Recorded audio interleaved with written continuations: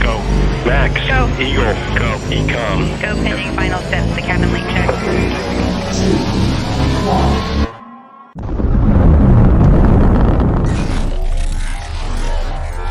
Is there anyone here that would like to communicate with us?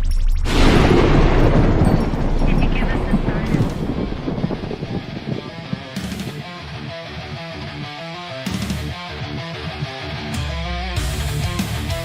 Welcome to the R.I.F.T Nation Network, the RNN. Putting a slide in your glide and a dip in your hip. Welcome to the mothership, the home of the travelers of the universe. With shows throughout the week, you can find us at Instagram, Twitch, Facebook, YouTube, Spotify, and more. Everything you could want, everything you can need right here, right now. From the paranormal to the supernatural. From comedy to the spiritual. And now, your featured show. Shall we begin?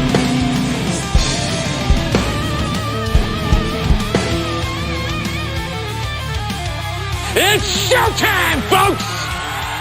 Podcast may contain material that some listeners may find sensitive, offensive, or disturbing. We strive to create respectful and informative content, but topics discussed may include mature themes such as violence, explicit language, or controversial subjects, triggering content including discussions related to mental health, trauma, or other sensitive issues, explicit language. Occasionally, our guests or hosts may use strong language. While we aim to handle these topics with care and empathy, we encourage listeners to exercise discretion. If you find any content distressing, consider skipping or seeking support. Remember that this podcast is not a substitute for professional advice. If you need assistance, please consult a qualified expert.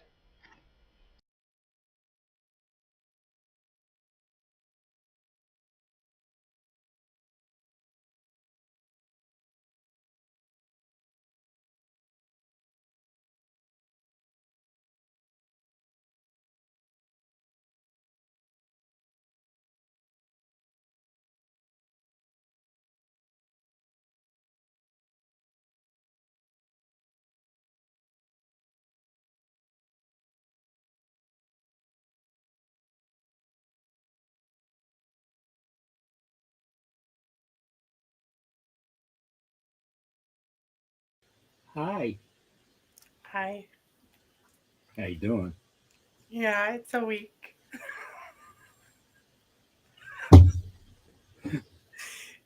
Today is Monday. It's already been a week. Today's Monday and it's been a long week.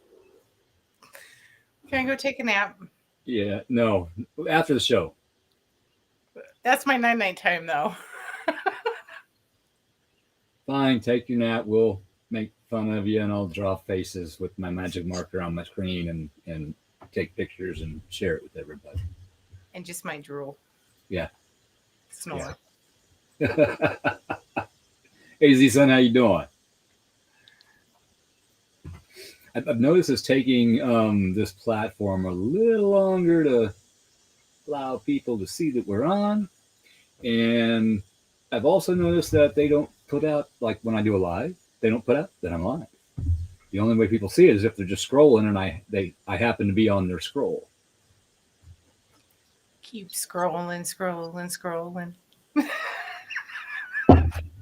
Keep that Facebook rolling. I was thinking that. Rawhide. I was seriously thinking that this morning as I was just going through and I was trying to catch up. I do like the fact that you can swipe like left now and get your friends' feeds instead of ads and everything else. Okay, here comes the first of the rolling questions of the blonde one.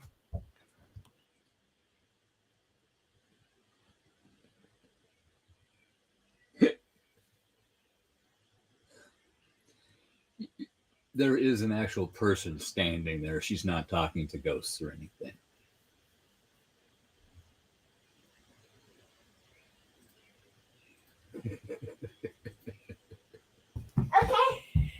The kids See? have learned. The kids have learned that they can watch the show in the bedroom Uh-huh. while we're live. Ah, nice. So she was running in to tell me, Mom, I see you right there. She's like, you're right here, but you're over there at the same time. So I told her, I said, hurry up and go to the bedroom and I'll say, hi, Evelina. Hi, Evelina. She's so funny. Little 7-year-old minds, they just Oh, get some blown. of the things they come up with. She's a wild one. That she is. She comes out today and she goes, I am not going to be a nice little girl anymore. Ooh. It's like, oh, yeah? I'm like, why aren't you going to be a nice little girl anymore? She goes, because Nate keeps pissing me right off. Oh, yeah. I'm like, can you be nice to me? I love you. Like, let's breathe. Yeah. Yeah, dear. Guys, I heard you say hi. Hi, Renee. I'm sorry you're missing out tonight. Excuse me. I am paying attention, but currently getting us shared out. See, I do that right away. When we're in our little intro, I shared them just my page, and then I shared to my personal people, and then I'm done. Okay, so while you're getting us shared out, I want to say hi to everybody. Hey. Welcome to Mercury retrograde is in Mercury retrograde. I don't know what I just said. It's completely in full effect. Right. Like it's just charging. We have 4 planets and Chiron, the wounded healer, in retrograde right now. And everybody and their brother is having health problems. Yes. Mr. Howie Odell himself, founder of the R.I.F.T Nation Network, is in the house. Mercury retrograde and Pluto retrograde are 2 of the best retrogrades to ground through. Just saying. Grounding is the subject of the show this evening. Yes. Hey, Della, how you doing? And if you don't know what grounding is, that's okay. We will fill you in on that. Am I good at it? No. I usually avoid it because I got so many other things to do and then wonder why I'm like, what the is going on?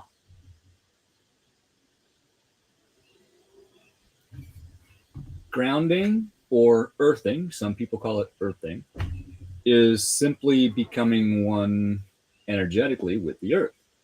The Schumann resonance is the energetic frequency that the earth vibrates at, and its normal frequency is 7.83 711 hertz.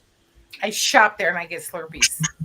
And lately, the past few days, it has been shooting up to 40, 50, 70 hertz. That is whiting out on the chart.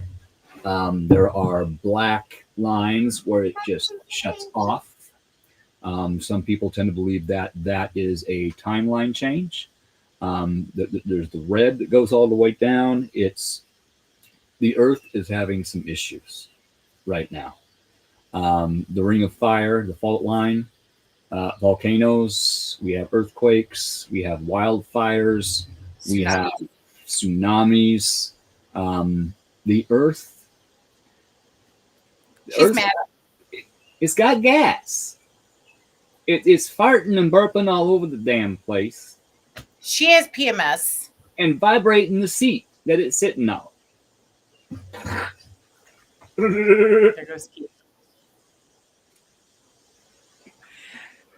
You know, and I have to say, you know, we our past shows we talked about you got to clean your closet, you got to ground, you've got to clear the air, and this is the reason why. So when these retrogrades hit, you're not facing everything all at once. So if you have taken care of what is in your closet, you have done apologize to yourself, you have done balanced yourself.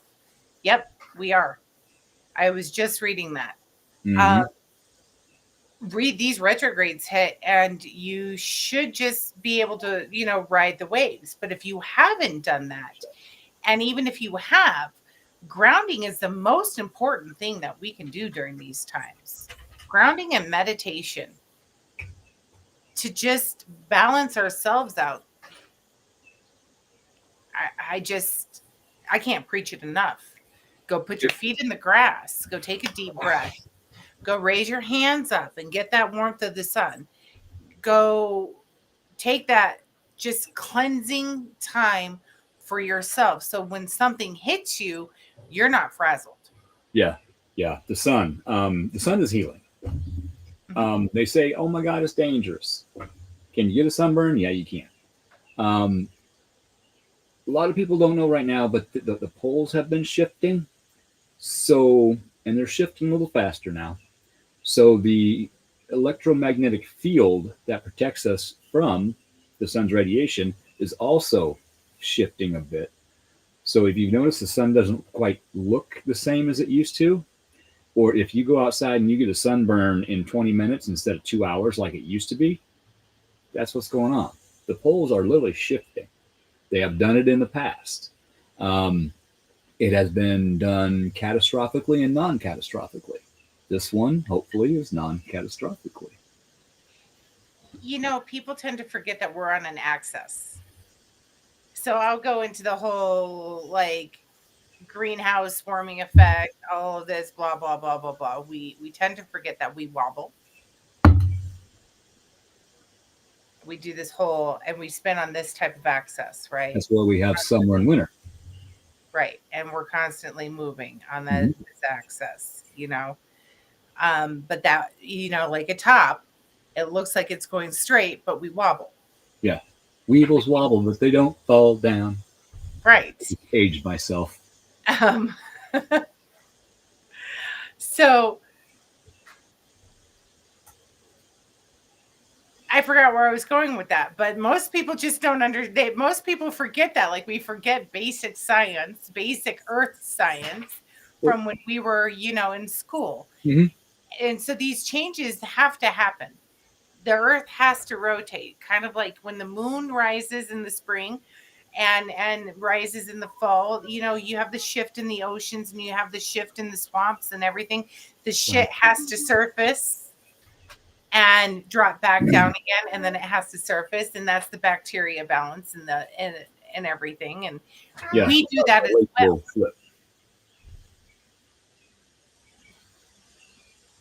The earth is negatively charged on the surface. We are positively charged, and going through life, we can work up to many positive electrons.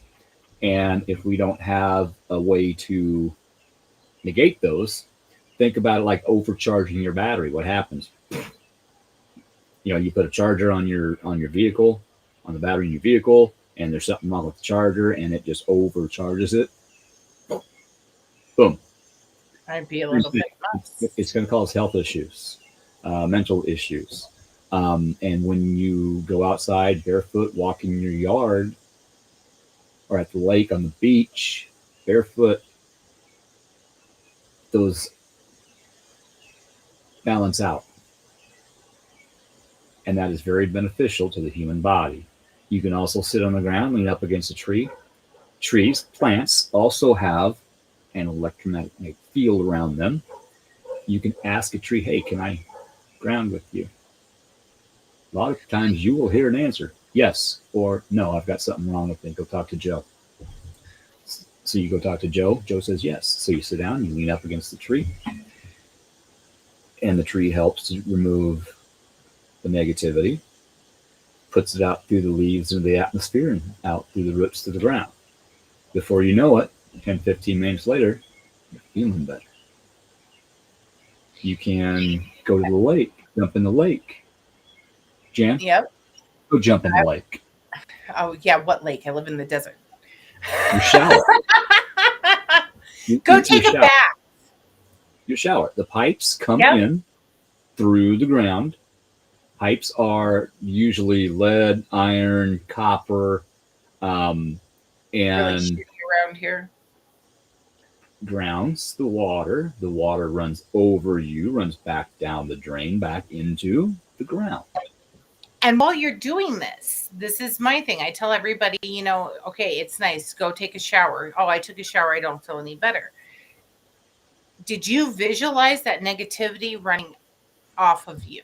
That. Did That. you take your cleansing breath? Did you literally take and put your mind in a spot of meditation? So my grounding, I go full ground. When I go to ground, it's every morning. I have my cup of coffee, I have my cigarette, I go sit outside. I don't have grass. Okay, so I am on concrete, but that doesn't mean that I can't ground. Right. I have this cute little garden. We call it the mismatch garden. I have sunflowers in there. I have squash in there. I have zucchini. Look, I have corn growing in there. God knows what I have growing in there. Jesse just took a whole bunch of seeds and just threw them into the ground. So it's our surprise garden. Surprise! I have my hummingbird feeders up on top, and the hummingbirds are there. Mm-hmm. I can ground just by sitting there and being in the presence. I put myself in that meditative state. Mm-hmm. I take my deep breaths. I realize that today's a new day. I'm giving thanks for the morning. I am connecting with nature. I am connecting with, everything around me. I do it at night before I go to bed. Before I go to bed, I will take either my cup of tea out there. I will take whatever I'm drinking. I will have my cigarette, and I will sit there and I will look at the sunflowers, admire how fast they've grown, go water my plants, and go meditate. Or like yesterday when we talked about what are we going to talk about? I said grounding. I can be in my house and ground just by baking, doing something I love, right? Mm-hmm. Doing something I enjoy. I put myself in that meditative, put my earbuds in, I put my positive music in. I've been on a Forrest Frank kick, which I play a lot of Christian music in this house just because it's upbeat, it's positive. Mm-hmm. It's healthy for the kids because I don't want my kids learning all this other stuff, right? Rap crap. Yeah, and I don't agree with a lot of the pop music. No. I'm not saying that I shelter my kids because they definitely know it. Yeah, this is what I'm gonna play because of the beat, because of everything else, and I put myself in that meditative state. Balancing, grounding, and meditation go and they roll all into one. So when you go to ground, do your meditation while you're grounding. Just don't go out there, ground, and be like, okay, I'm done. I'm over. Mm-hmm. Try to clear your mind, try to relax, and try to be one with spirit. See what you hear, see what you see. Close your eyes. Look at the visions you see behind your closed eyes. What you see here. When I close my eyes at night, I see faces. One will come in, say something, come out. Another one will come in, say something, transform and transmute into something else. And that's what I see. That is interesting. Because some of the faces aren't that pretty. And I can't hear them yet. So I'm working on that. That I'm going to have to learn to read lips. But point is, I can see them. If I can't hear them, I feel them. Mm-hmm. Yes. Yeah, you can tell what their energy is. Mm-hmm. Okay, that's helpful. That one's helpful. That one's worried. You can just go right now. Right. I actually bought grounding sheets for my bed. It is a sheet that is lined with very small silver threads, and they are all attached to a little snap on the side of the sheet, and you get a little cord to snap on that, and you have a 3-prong plug. You got your positive, your neutral, and your ground. The little round one is the ground. So you put that in the little ground hole.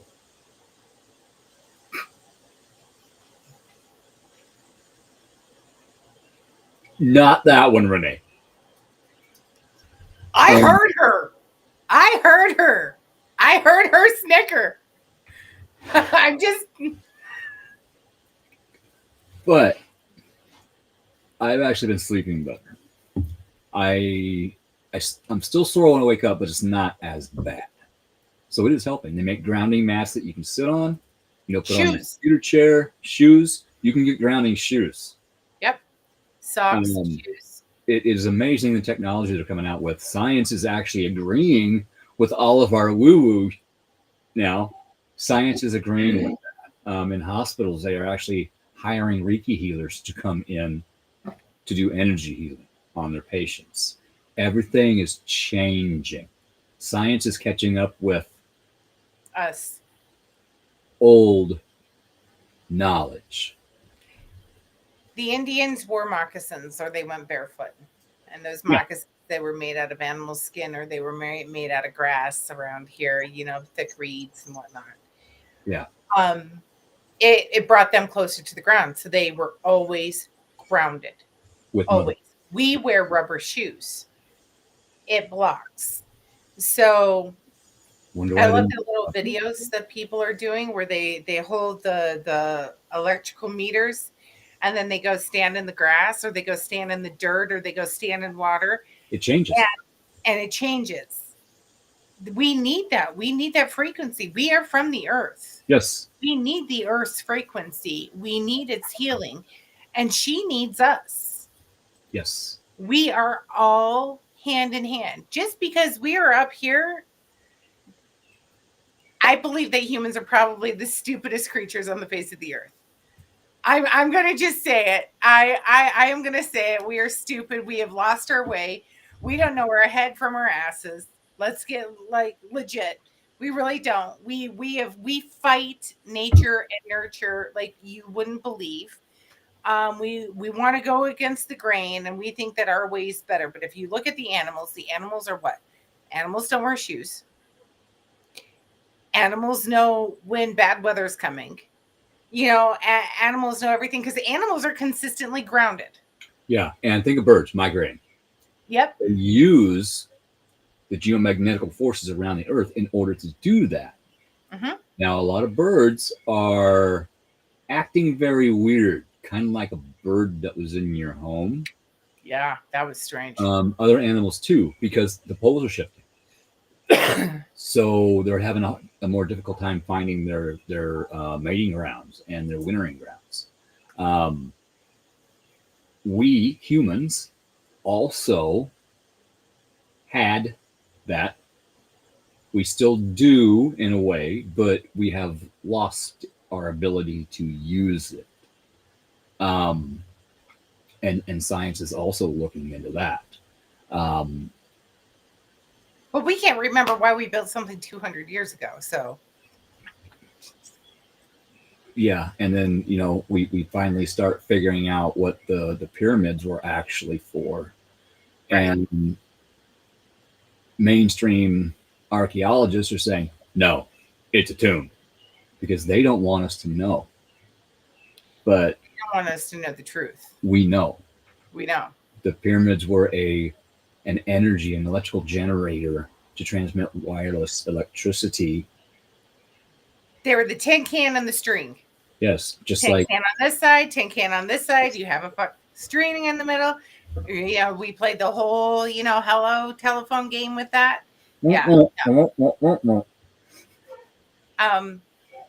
No, grounding's just important, period. I'm going to go back to this because, okay, so we are paranormal investigators. Yes. We went a couple of years ago. We had a big group go to a very, very, very dangerous, at the time, it was a dangerous location. And it was opened up to regular paranormal investigation. And I took my team and the others that decided to join us. And we grounded. I said, everybody kick off their shoes. Mm-hmm. We're going to stand in this grass and we are going to hold hands and we are going to ground. We are going to become one energy walking into this place because I've got to go in and I've got to clean this place, and I don't want it affecting you guys. Right. I don't want somebody individualized out. I don't want somebody being attacked. So even in a group setting with grounding, that is absolutely important. And I wish more paranormal teams would do that. Mm-hmm. I wish that it's a protection.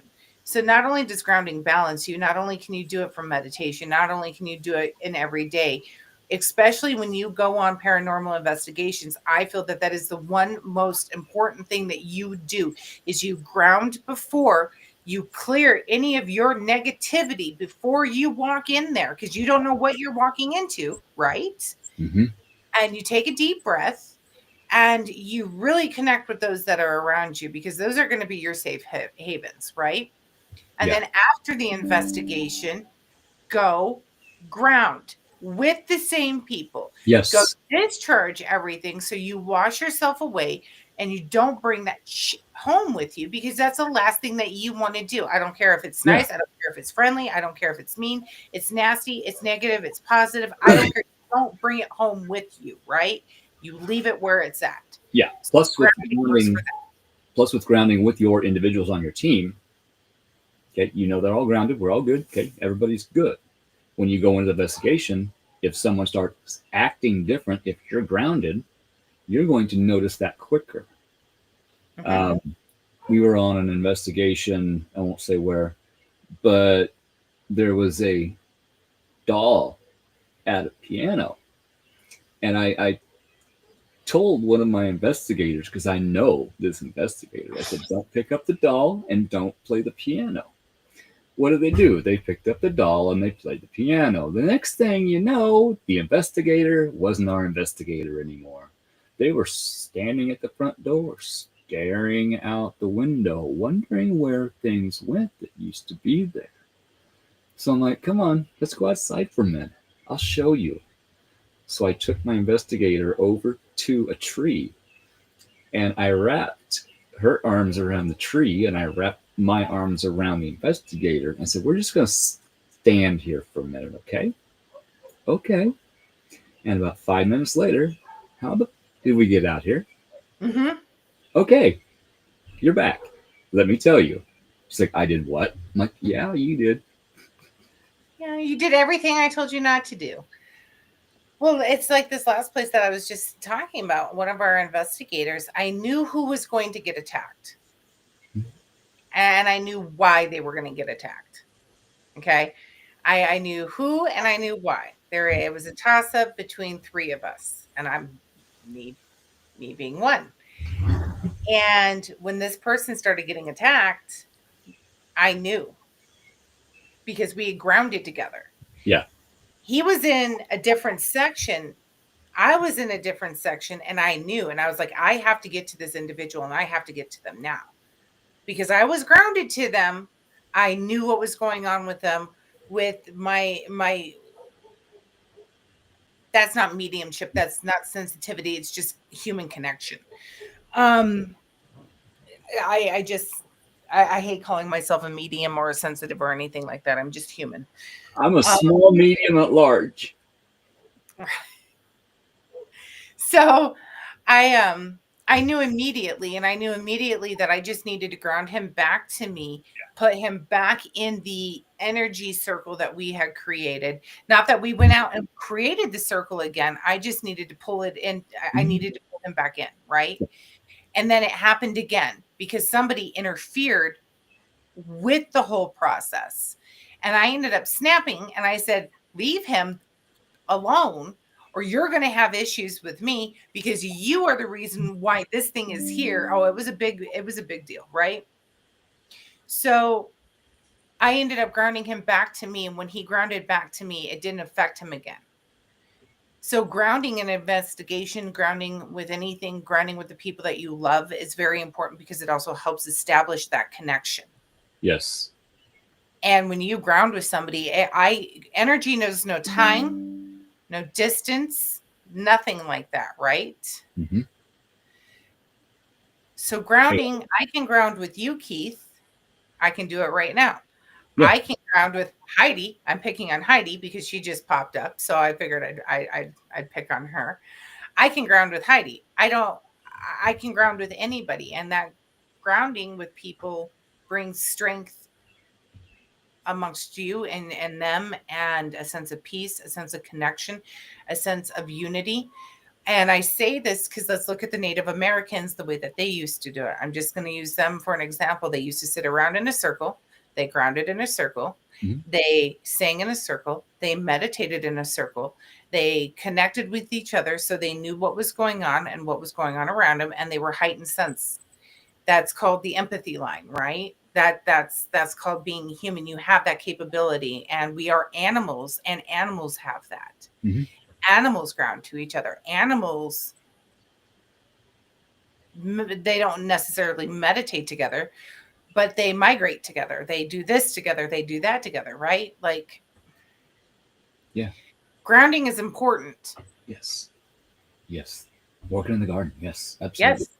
Yeah, I was just saying that. My little garden, go out, water it, go pull the weeds, go stomp some ants out. Yeah. Um, No, I like when I'm in the garden and I'm weeding. I like a lot of people use a hoe. I like to grab that weed and pull it out by the roots. mhm. It's kind of like Predator, where he grabs the skull and just rips out the spine and everything. That's the way it makes me feel. Right? I have pigweed and I have goat heads. And we've had a lot of rain here in the Southwest, a lot. And it looks so pretty and green in the backyard until you go back there and realize that it's not grass, it's goat heads and pigweed. Yeah.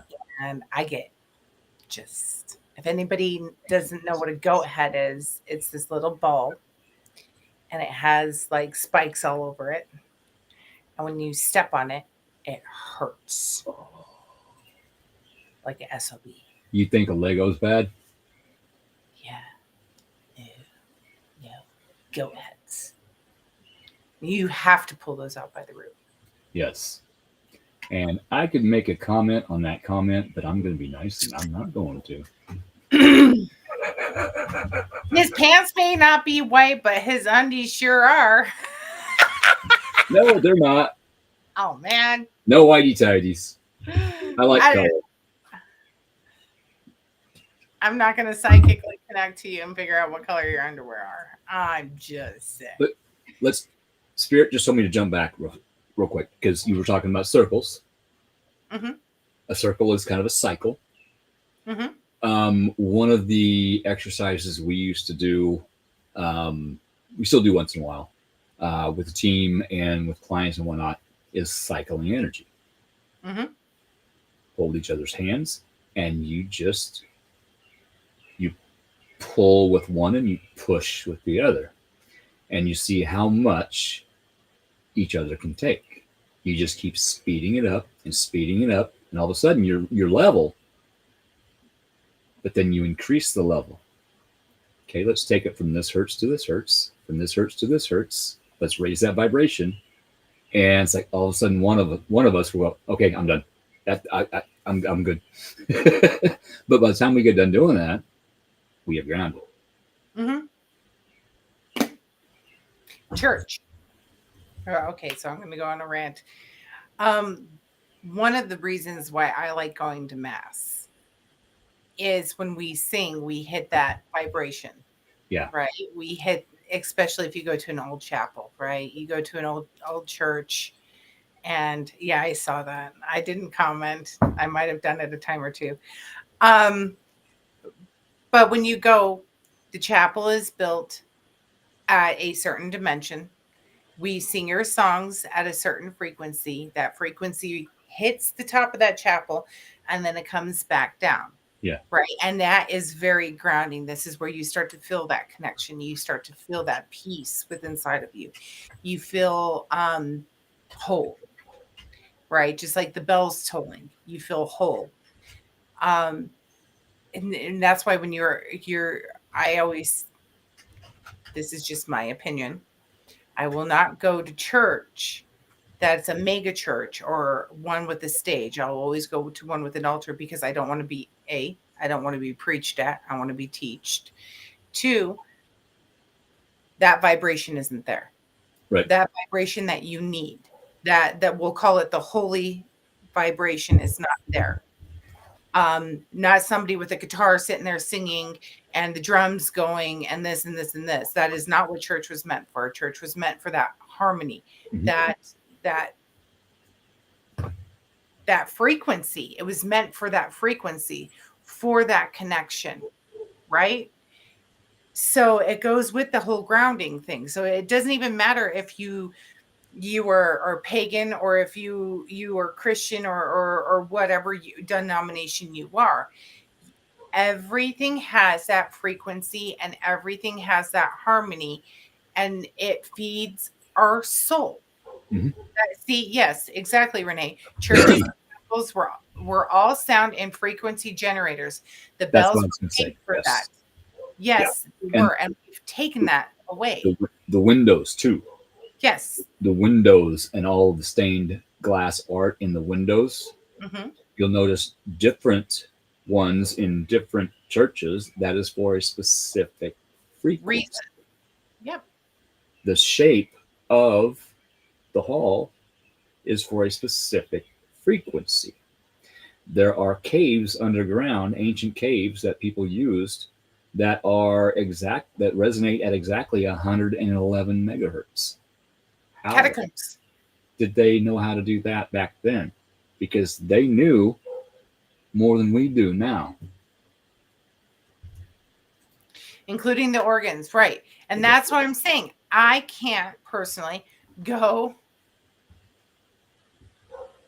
We're not talking phallus organs, young man. Pipe organs. Yeah.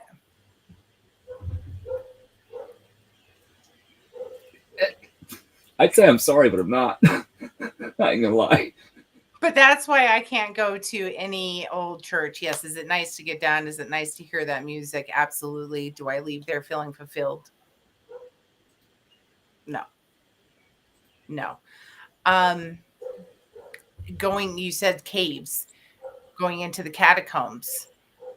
They used to sing at a certain frequency going into the catacombs, right? And it would Buddhist monks. Buddhist, Chains.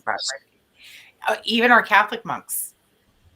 Go ahead, pull up any of our okay, so I have like the Hallow app, right?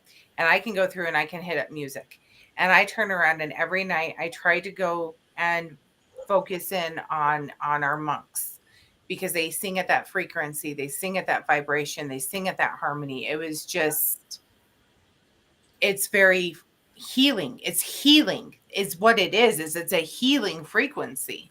Yeah. And that is grounding. And people don't understand that is called grounding. That frequency is grounding. Okay. There is a machine that a gentleman by the name of R.I.F.T Yes. invented called the Thank R.I.F.T. you. I was trying to think about that. Okay. He made a machine, and he figured out that he could destroy certain sicknesses with different frequencies. Well, not good things started happening to him, and then his shop was broken into, and all of his equipment was stolen. And all of a sudden, I think he either had a heart attack or got run over by a car multiple times, going backwards and forwards to make sure the job was done. I don't remember which, because there's so many. No, Keith, you've got it wrong. The tow truck was having issues. But now medical science is proving that frequency can destroy cancer cells. So what this man knew in the 40s and 50s, and the medical industry hid, science is now reproving. Mm-hmm. And with social media and everything else, the information just gets flooded out there. So there's no way they can hide it. No way. You have apps that you have your green sound, you have your pink sound, you have your light sound, white sound, you have this, you have that. Hi, Adrian. Sorry, I don't mean to. She's just my other half.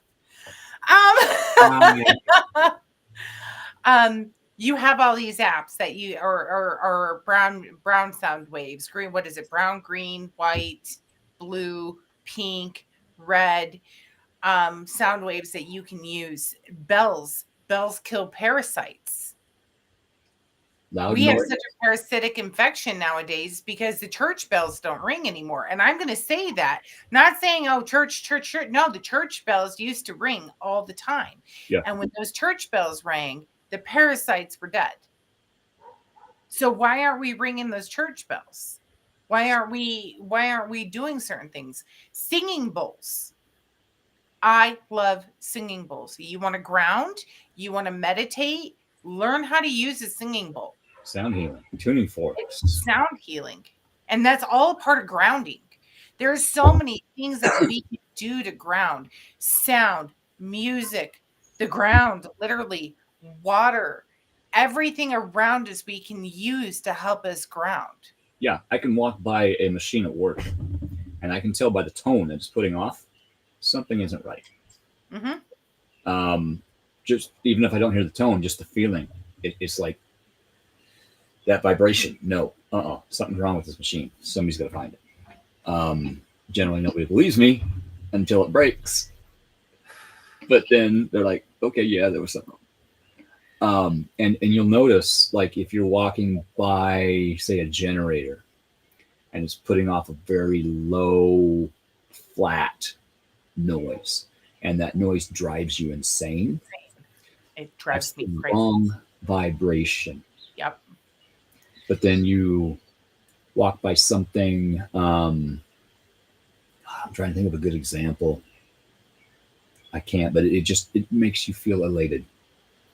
That's a good vibration. That's a healing vibration. Heidi, I agree. And I talked about that, like the visualizing of negative energy just washing over you. Like Yes. I do this Power of thought. power of thoughts. Your mind is so completely powerful. I can do it if I'm in the shower. If I'm not in the shower, I just grounding meditation. Take the white light. Okay. If you're getting if you feel like you're getting spiritually attacked by an entity, by anything, if you feel like you are unbalanced by any means or source, I take a white light about that big. I put it at the top of my head and I lay down and I picture it going around and going faster and getting bigger and warmer and hotter. Yeah, I just that visualization, all of a sudden you are creating that white light around you. All of a sudden that energy is going in that circle, right? And you're creating your own frequency and you're calming down and you're meditating into that, and visually you are pushing everything away until you can actually grab a hold of that ball and just push whatever is near you absolutely away. Yeah. I actually know where Heidi is talking about. And I was mentioning Echo Canyon. It's amazing. I don't know if she's ever heard of Echo Canyon. Echo Canyon is one of those that I love going there and you sing into it, and it just is absolutely soothing, the sound frequency that bounces back. Yeah. I'll be at work and I'm an empath.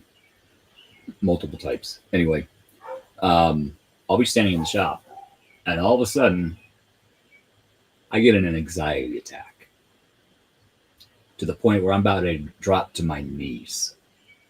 So I got to stop and ask myself, okay, is this something I'm going through right now? No. Okay, who is this in this building? And what I do is I envision white light. I breathe it in through my nose. I take that anxiety, that blackness, and I put it into that breath as I'm holding it, and I exhale it. I do that 3 times. And by the time I do that 3 times, I generally know who it is, what's going on, and it's gone from me. My boss has actually looked at me like, are you okay? I had to explain this to her. I don't know if he totally believed me or not, but he's seen it happen multiple times, and he's seen me do the breath work, and okay, I'm good now. It's it'll hit you, and it'll knock you down if you don't know how to handle it. It took me a long time to figure it out. I had to ask for help to figure it out. It's okay to ask for help.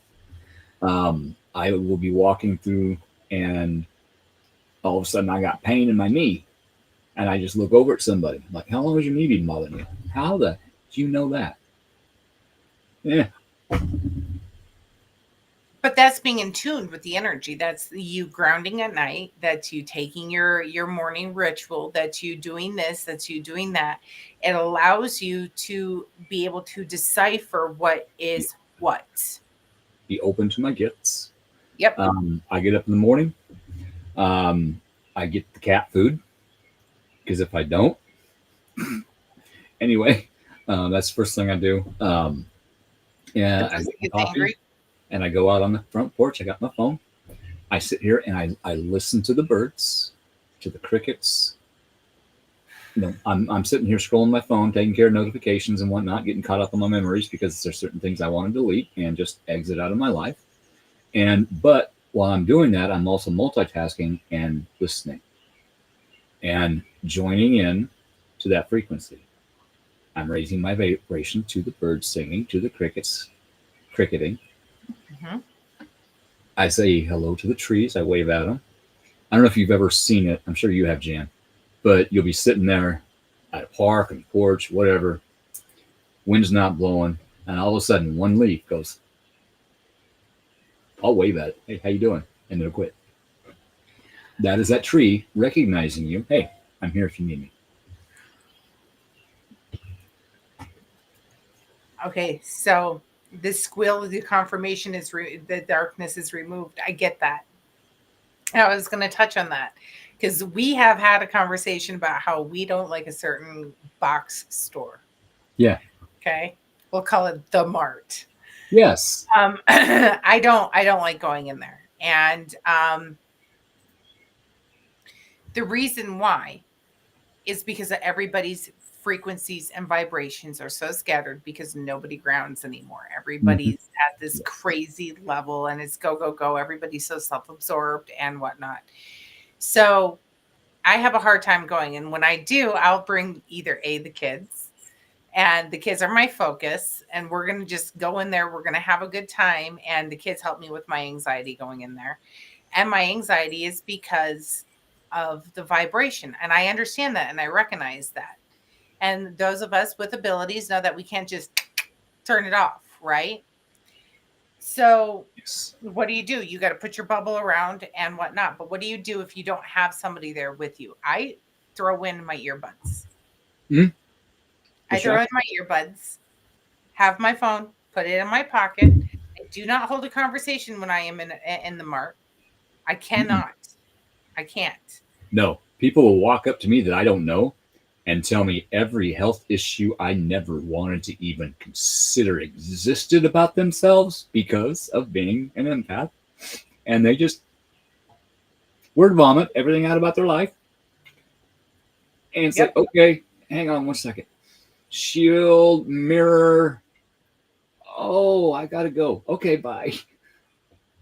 I have, now it's weird. There are certain people, and my kids laugh at me. I'm a very friendly person. I do not like people, but I'm a very friendly person. Okay. I'm an oxymoron. I really am. So if I'm standing in line with somebody, I will acknowledge them. I will smile. I will help them if they need help. Right. And a couple of days or about a month ago before the kids left to go to Colorado, I was sitting there and we went to the Mart, and there was this old gentleman behind me, and I could see he was a vet and he was older, and we struck up a conversation, and we just had this lovely conversation. I can ground with somebody like that. I can connect with somebody like that, right? Not wrong. Not wrong. There are people that I will sit and listen to. Yeah. When I was at Napa, I would have to sit there and listen to the farmer's story of how this happened in 1943. And that led up to him needing a spark plug for today. But he needed to tell me that story because he needed to talk about his wife that's no longer here. Right. And I got to help him with that and get him his spark plug. But yes, tree spirits, you know, that old saying, knock on wood. That is from people used to knock, they would knock on a tree and ask a tree spirit for help. That's where that saying came from. I have no problem going into the mart, and even with my earbuds in, I will look at people. I'll look them in the eye. I will smile, and I will go about my business. And then spirit will tell me, connect with this person, connect with that person. I always joke with my cashier. I always thank my cashier because I don't know how they do their job. I give them the absolute respect. Yes. I really do. So like I know that some of the cashiers, and I live in a big place, and they know me by name, and I know them by name. They know my kids by name. It's absolutely amazing. Mhm. I will connect with somebody standing in line. I will connect with that pharmacist that I have to deal with, and I do it to make their day a little bit better, right? Actually, our last show that we did, somebody caught it on YouTube. And they're like, you're the chick I caught like the last 5 minutes of it that just did the fuck it show. I love that. And I was like, yeah. I'm like, you having a bad day? He goes, fuck it. I was like, yep, there you go. There's your attitude, right? Yeah. We had a certain gentleman comment in our chat. We actually just did a show called Fuck It. Yep. Yeah. Fuck it. Yeah. And let me tell you, I've heard responses about it, and it's good responses. We did not get flagged. We did not get the show taken down. Nothing happened. We did it in a professional manner. We were teaching, and we didn't get shut down. Right. But I also put out at the beginning of the show, 18 and over. If you got kids in the room, you might want to either get them out here or watch later. That was the first thing we did. And I've also got the YouTube settings on my YouTube set to 18 and over. Hi, Abby. How can you tell? I feel her. I feel her.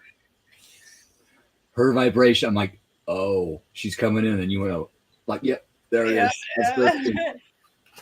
I just got to interject. Be careful what you ask for, because Keith asked for like a certain specific type of person to come into his life. He just didn't realize that it was going to be in a 7-year-old form that was going to change his life. Okay, let me explain that. I have been, Spirit has been showing me a blonde-haired, short woman with green eyes coming into my life. Okay. The first time I went to Scarefest, I was getting shown that every day, multiple times. And I told Steve, you know, the head of mechanics, I'm going to meet this person down there. He's like, okay. So I get there and we're walking into the building, and I'm like, she's here. I feel it.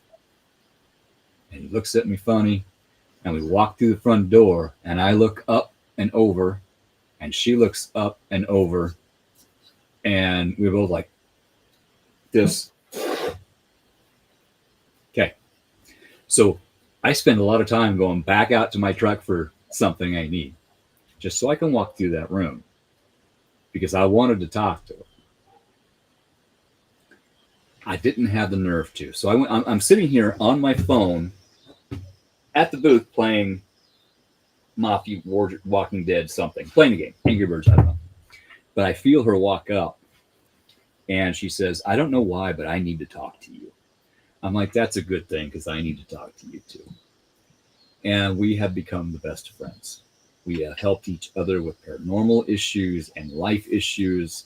And we don't talk a lot anymore, but if we need each other, we are there for each other. I made a really good friend.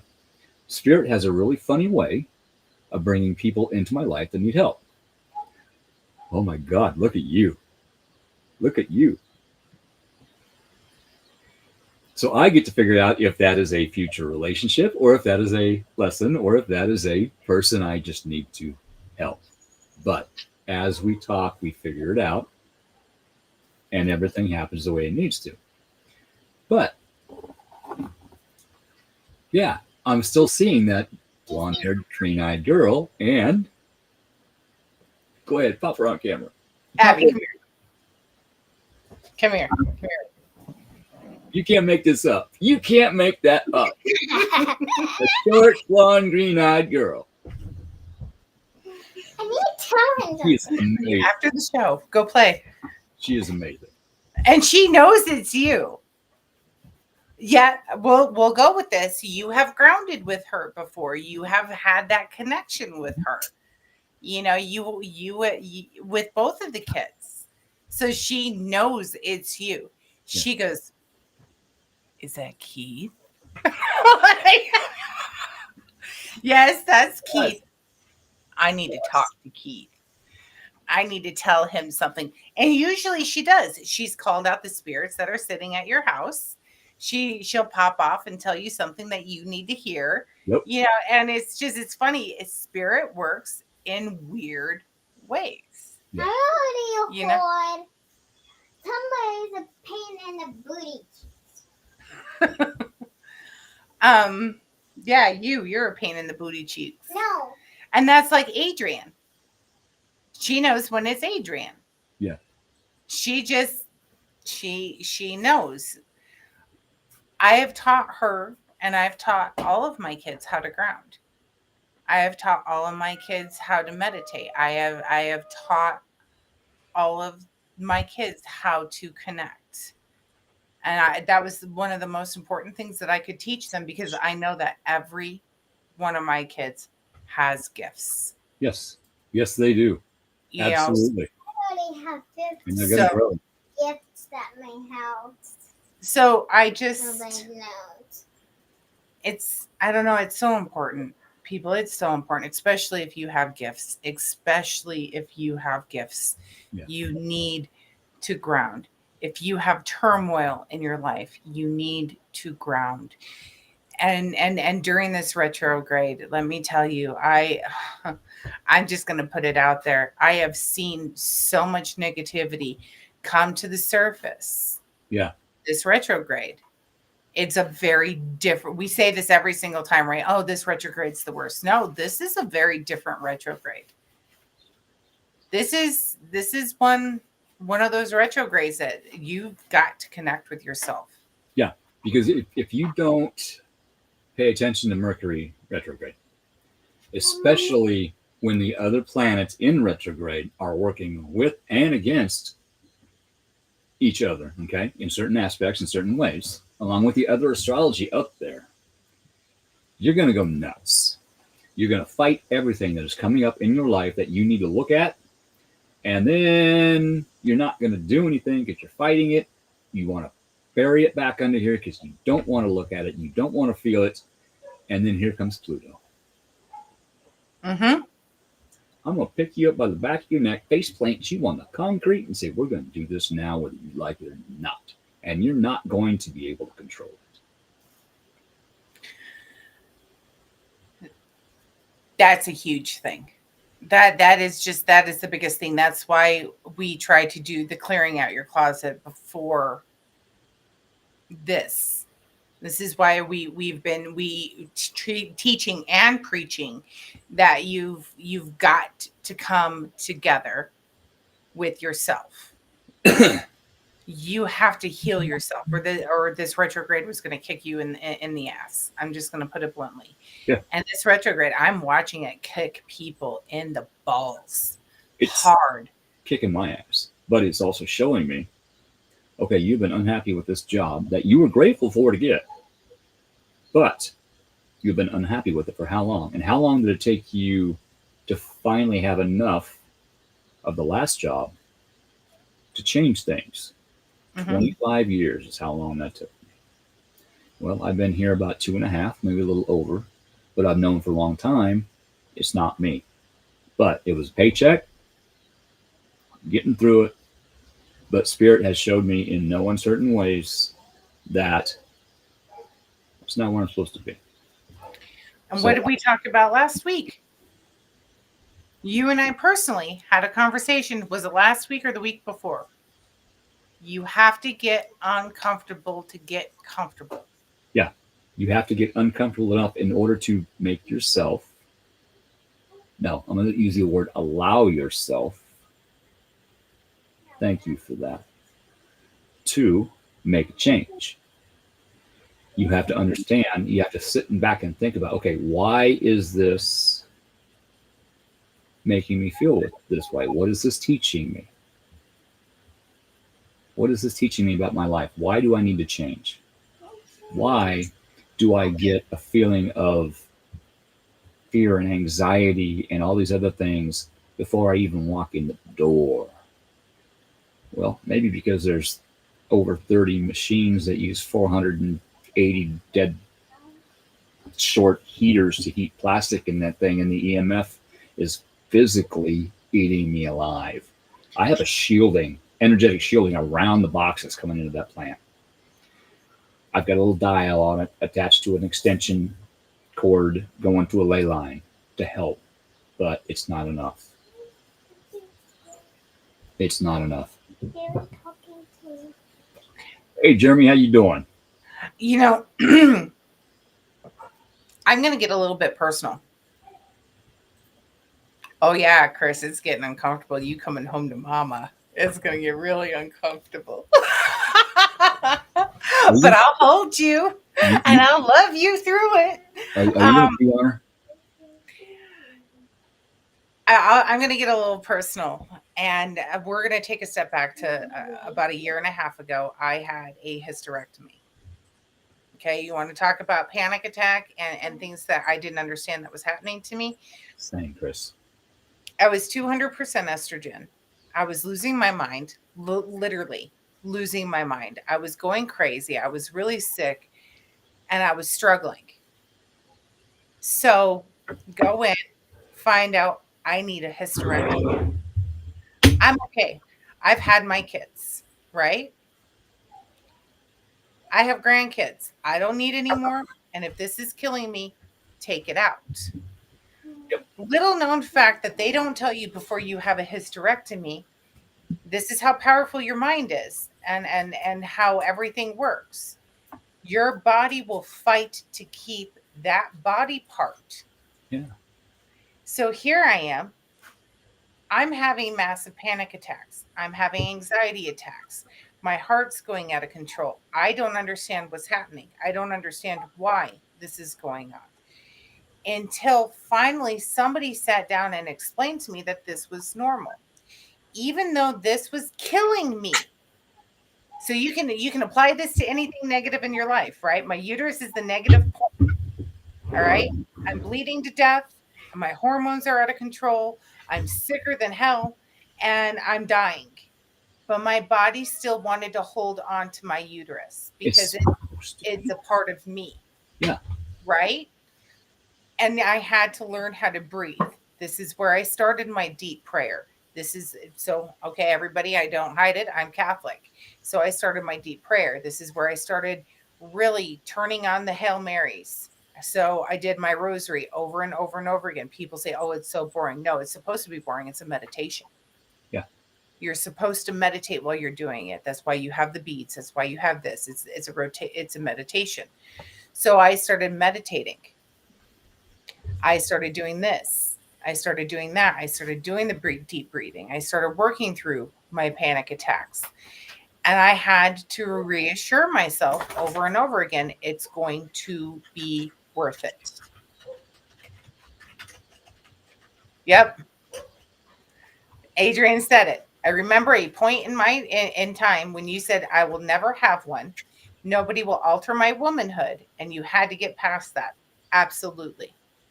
Absolutely. Because that was a thing that I had told myself, I'm not going to get one. Yeah. I'm not going to get one because this is what makes me a woman, right?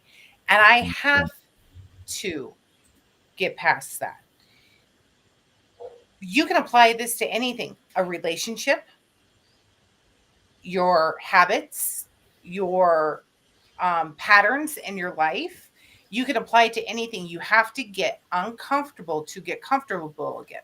So what happened after I had my hysterectomy? My heart calmed down, my hormones calmed down, and immediately I felt better. Mhm. Immediately. Yeah. Within the first 24 hours, I had never peed so much in my entire life. I was flushing out all the toxins Yeah. because my uterus was so big. It was blocking my bladder from being able to release fully, and I was going through bladder spasms. I could finally go number 2 without struggling. And now my body's like, oh, well, we can eliminate all these toxins, and we're going to do this and we're going to do that, and you're going to be great. Now, granted, I have severe complications after that, right? Yet the initial removal of that negative thing has led to me living a healthier life and a better life and a more positive life. Yeah. Help balance me out. So you can apply this, like I said, I want to quit smoking. It's the only bad habit I have now. Only Okay. bad habit. So it's like, do I really want to? No. Okay. Let me touch on one thing and then I'll get right back to that. Mish's question: can your body behave like if you lose an arm or leg, the person still feels it, or inside's the same? Yes. I recently got dental implants. It feels like I still have my old teeth because they're in different places now. It's not the same dimensions. So sometimes when I start to close my mouth, it gets to the point where it's almost closed, but I feel my old teeth because my old teeth were a little longer.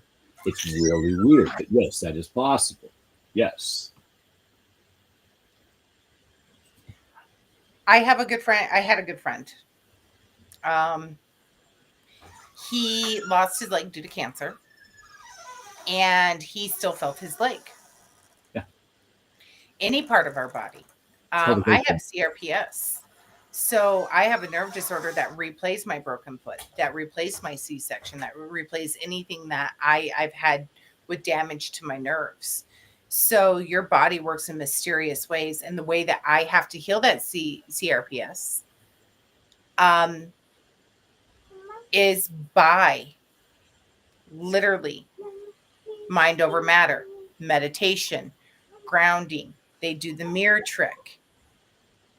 I love our spam. Yeah. Everybody say goodbye. Say goodbye. Goodbye. Heidi, Add to block list. anybody who's lost, I mean, it could be a spleen, it could be anything, amputation, even a removal of a tumor, going in and surgically getting a tumor removed. It's a part of you and your body wants to fight to keep it. Mm-hmm. It's very traumatizing. It really is. The subject of quitting smoking. Do I want to? Yes. Why? Save money, health reasons, so I can be here longer for my children and my grandchildren. So I feel better physically and about myself. However, my life is so stressful right now, it's not going to happen because I am using this to deal with stress. I have made that conscious Choice. Yes. Yes. I know I have paid attention to my triggers, what causes me to smoke, boredom, stress, this, that, getting in the truck, riding one. Routine. It's routine. And also, okay, I have to walk into work and go 2 hours without one. So on the way back to work, I'll have 3. And on that third one, I'm like, I don't even really want this. That's too much. No, I feel it. I'm paying attention to the way I feel instead of just, even though on the show sometimes I just, because it's when I talk a lot.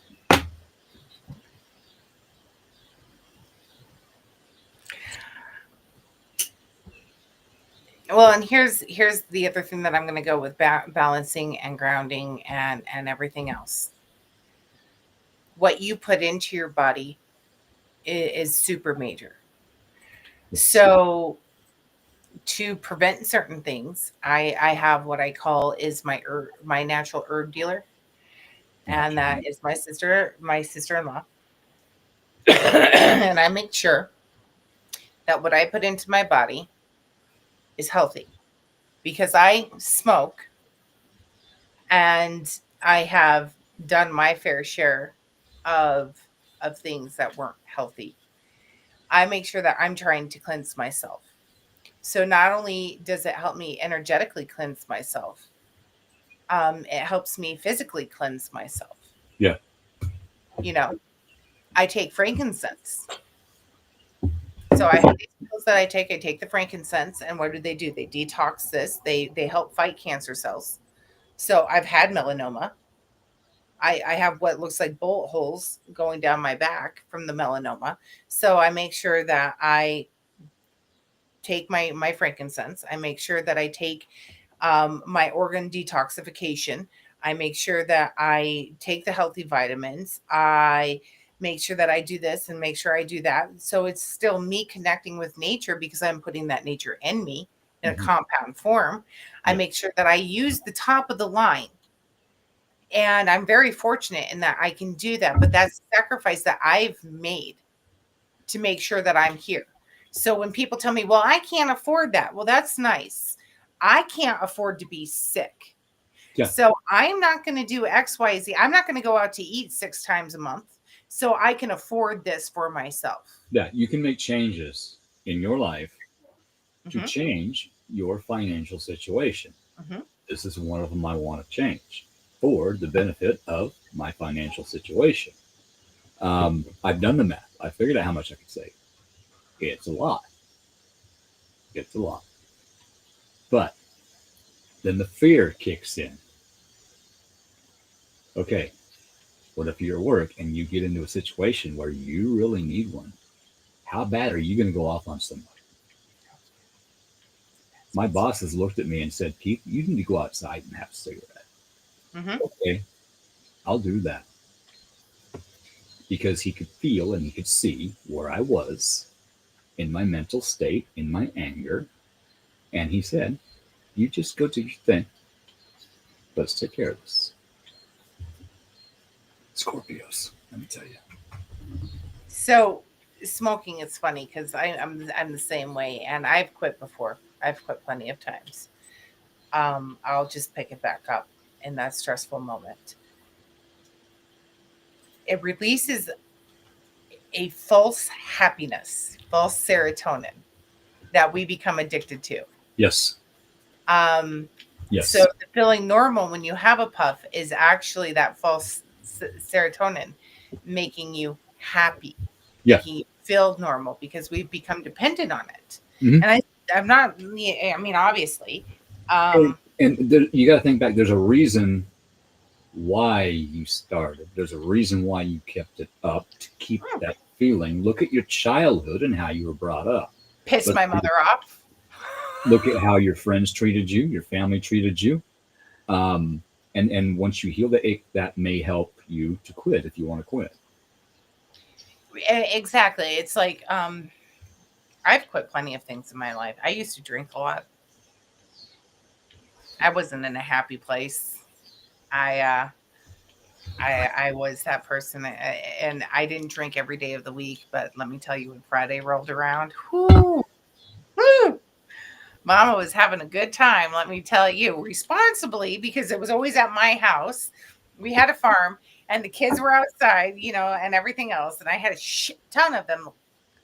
So yeah, I had to be responsible. But Mama was drinking. Let me tell you, and if you found me drinking on a Thursday night,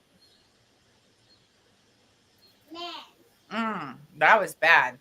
I was having a bad week. This might help you. Science has proven that people with ADHD, short attention spans, etc., etc., etc., alcohol calms their mind to the point of a normal individual. We can slow down our thoughts we can find that place of peace, which we don't have any other time, and we can finally relax enough to just fall asleep. Yeah, and it also goes back to having gifts too. You know, when you live in a high tension, high energy place, when you don't balance, when you don't ground, when you don't meditate, you find that alternative source to help you get to that level. So if we can teach ourselves through grounding, meditation, through A, B, C, and D, right? Then we can let go of some of those habits that we have. We can let go of some of those train of thoughts. We can find that connection that we need. Mm-hmm. We can push through. I have severe ADHD. I have always had it, and I've had to learn how to calm my ADHD down. Meditation forces you to calm. Yes. Grounding forces you to calm.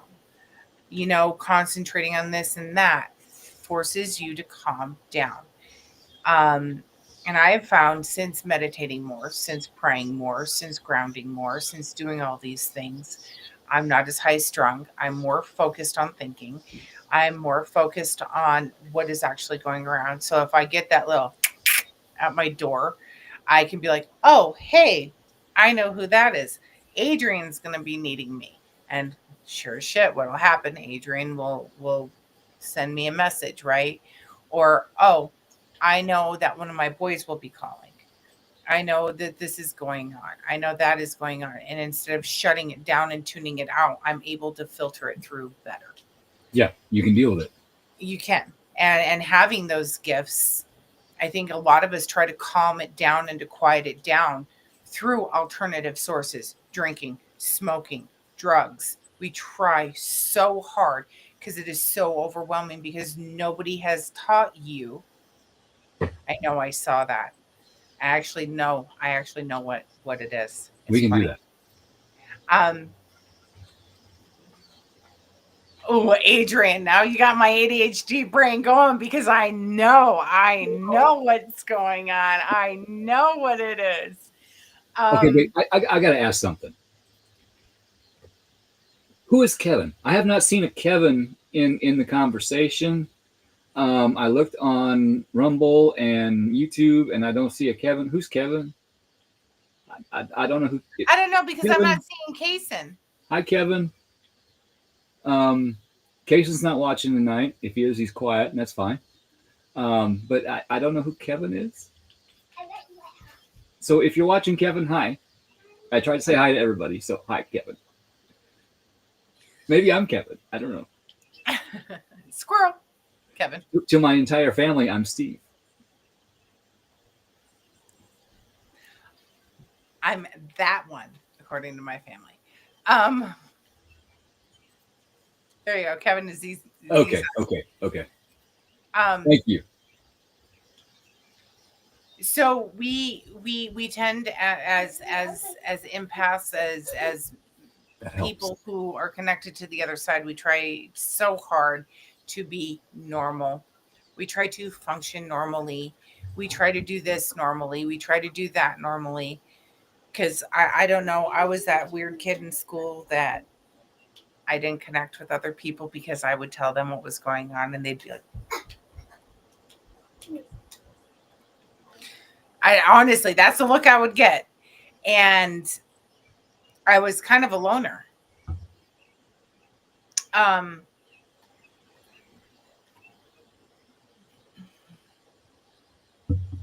So I tried to be normal. I tried to tune everything out. I tried to not have my gifts front and center.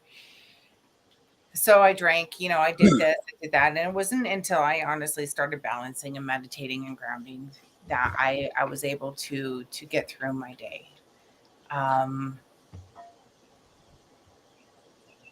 It's not hard. People make it out to be harder than what it is. It's really not hard. I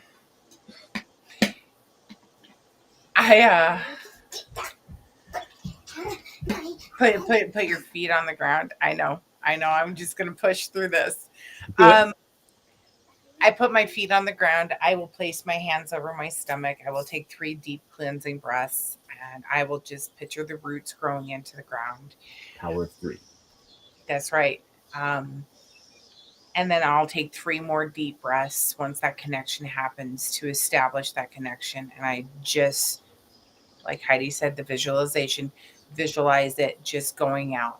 I push in that positive energy through my right side. Your right side is your receptor. And you push that positivity in and you push that negativity out your left side.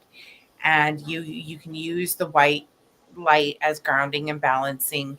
You can use a song if you have a hard time, put in those earbuds or just think of a song and just meditate to that song. Work yourself through, calm yourself, relax yourself, just bring yourself down from here to here. And in all ways it helps. Songs. You know that earworm Mm-hmm. stuck in your head? Mm-hmm. Okay, that happens to me all the time. I started looking into why. I looked at the science behind it. And then I sat back and I looked at how my brain works. I'm ADHD, this, that. I've got a TBI, actually 3 different places on my left side where that part of the brain is just gone. It does not function. And with my gifts, I'm okay. imagine walking into a rock concert. Right before the concert starts, everybody is talking, cheering, and you can't make anything out, but you hear all of the voices coming together as everything. Yep. And that is what I hear in here 24/7. It's like a million people talking to you at the same time. That's spirit coming through. That's people that need help coming through. But there's so many of them that I have learned to subconsciously pick a verse of the last song that I hear. I keep playing that on repeat in order to quiet that until I can pick one to help. It is a living hell at times, but it's also beneficial because I get to figure out who I need to help. Mm-hmm. One of the people is he's in a band, he plays guitar, and he had a stroke. And I learned Reiki to help people, and I've been fearful of trying because fear of failure. Guess what? I don't fail. I have a learning experience. So I'm like, hey, do you want help with this? He said, yeah. Him saying yeah isn't asking for help. Did I set him up for it? Maybe. But I'm like, Sally marked me. yeah, I'm going to in a second. So you go, then I'll go. But I've given him a few treatments, and he was able to play a scale with his left hand on the fret. So that is growth. Is it just him healing? I don't know. Is it me helping him to heal? I don't know. I'm going to think that it is, because he's been making advancements since I've started to help him. Reiki healers don't heal you. We jumpstart your body into naturally healing through energy. We bring the energy into our crown. We shoot it out through our hands to where it needs to go on your body. We heal your chakras. We align your chakras. We charge your chakras. If one needs to be rebuilt, we pull that chakra out. We take what's in it and hold it, and we get rid of that old shell. We make a new shell, and we put it back in that new shell, and we push it back into you. We make sure that energy flow can flow so you can ground. That's what we do. We work with energy. Everything is energy. The chair that I'm sitting right now is energy. It is not solid. It is made of photons. This desk is made of photons. It is not solid. It's very dense, but it's not solid. There's a lot of air in this desk. The distance between, the electron and the neutron and the proton and the photons, everything is made of light. Photons. Everything is made of light. It's all energy. So you healing is just energy work. Okay, on that, it's my turn for telemark. I'll be right back, but I'm going to mute my mic because the bathroom is right there. Does anybody have any questions on how to ground? Because I have 50 million different ways you can ground. So I know that we've touched on a few of them tonight. I don't do well by myself. I think everybody on the show has figured that out so far. So if you're new here, I don't do well, just me. But honestly, if anybody has any questions on what we do to ground and how we ground and what works, what doesn't work, everybody's their own individual person. I have a fly. I apologize. So I know for me, like I said, I ground in the morning with my cup of coffee, with my cigarette, with my sunflowers. Grounding in a moment. That's interesting. So grounding in a moment, we can sit down and we can do the whole, the panic attack thing. What is like just random numbers in your head? What is 3 things that I can see? What are 2 things I can smell? What is 1 thing I can hear? What is 2 things that I can control right now? And focus on that. Take a deep breath in. I know 3 deep breaths. I used to work in the medical field, and you don't have time in the moment to necessarily do the whole ritual of grounding and everything else. So my thing is I'll stand up and I'll show you is I will take my hand and I will place it right here, and I'll place another one right here. And I just do the breathe. In through the nose, out through the mouth. I do that for 3 sets, and I'm ready to go. And grabbing a hold of your core and holding on to your core helps pull you back in, and it takes your energy and you pull your energy with it. So then you're able to focus. So if doing those deep breaths, the first one is up,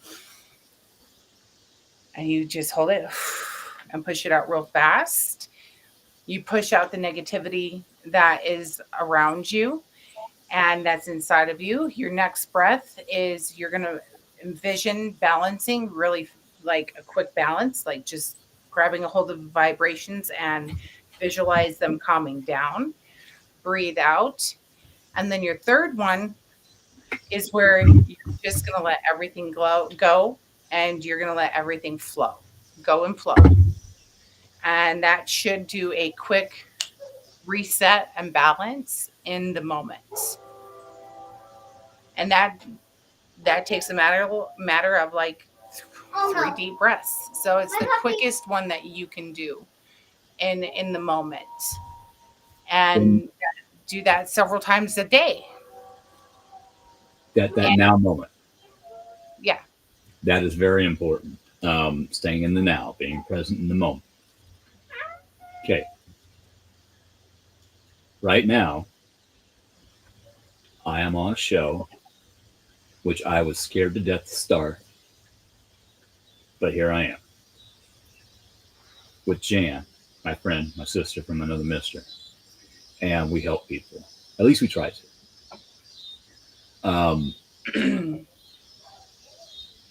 I had to overcome fear to do that.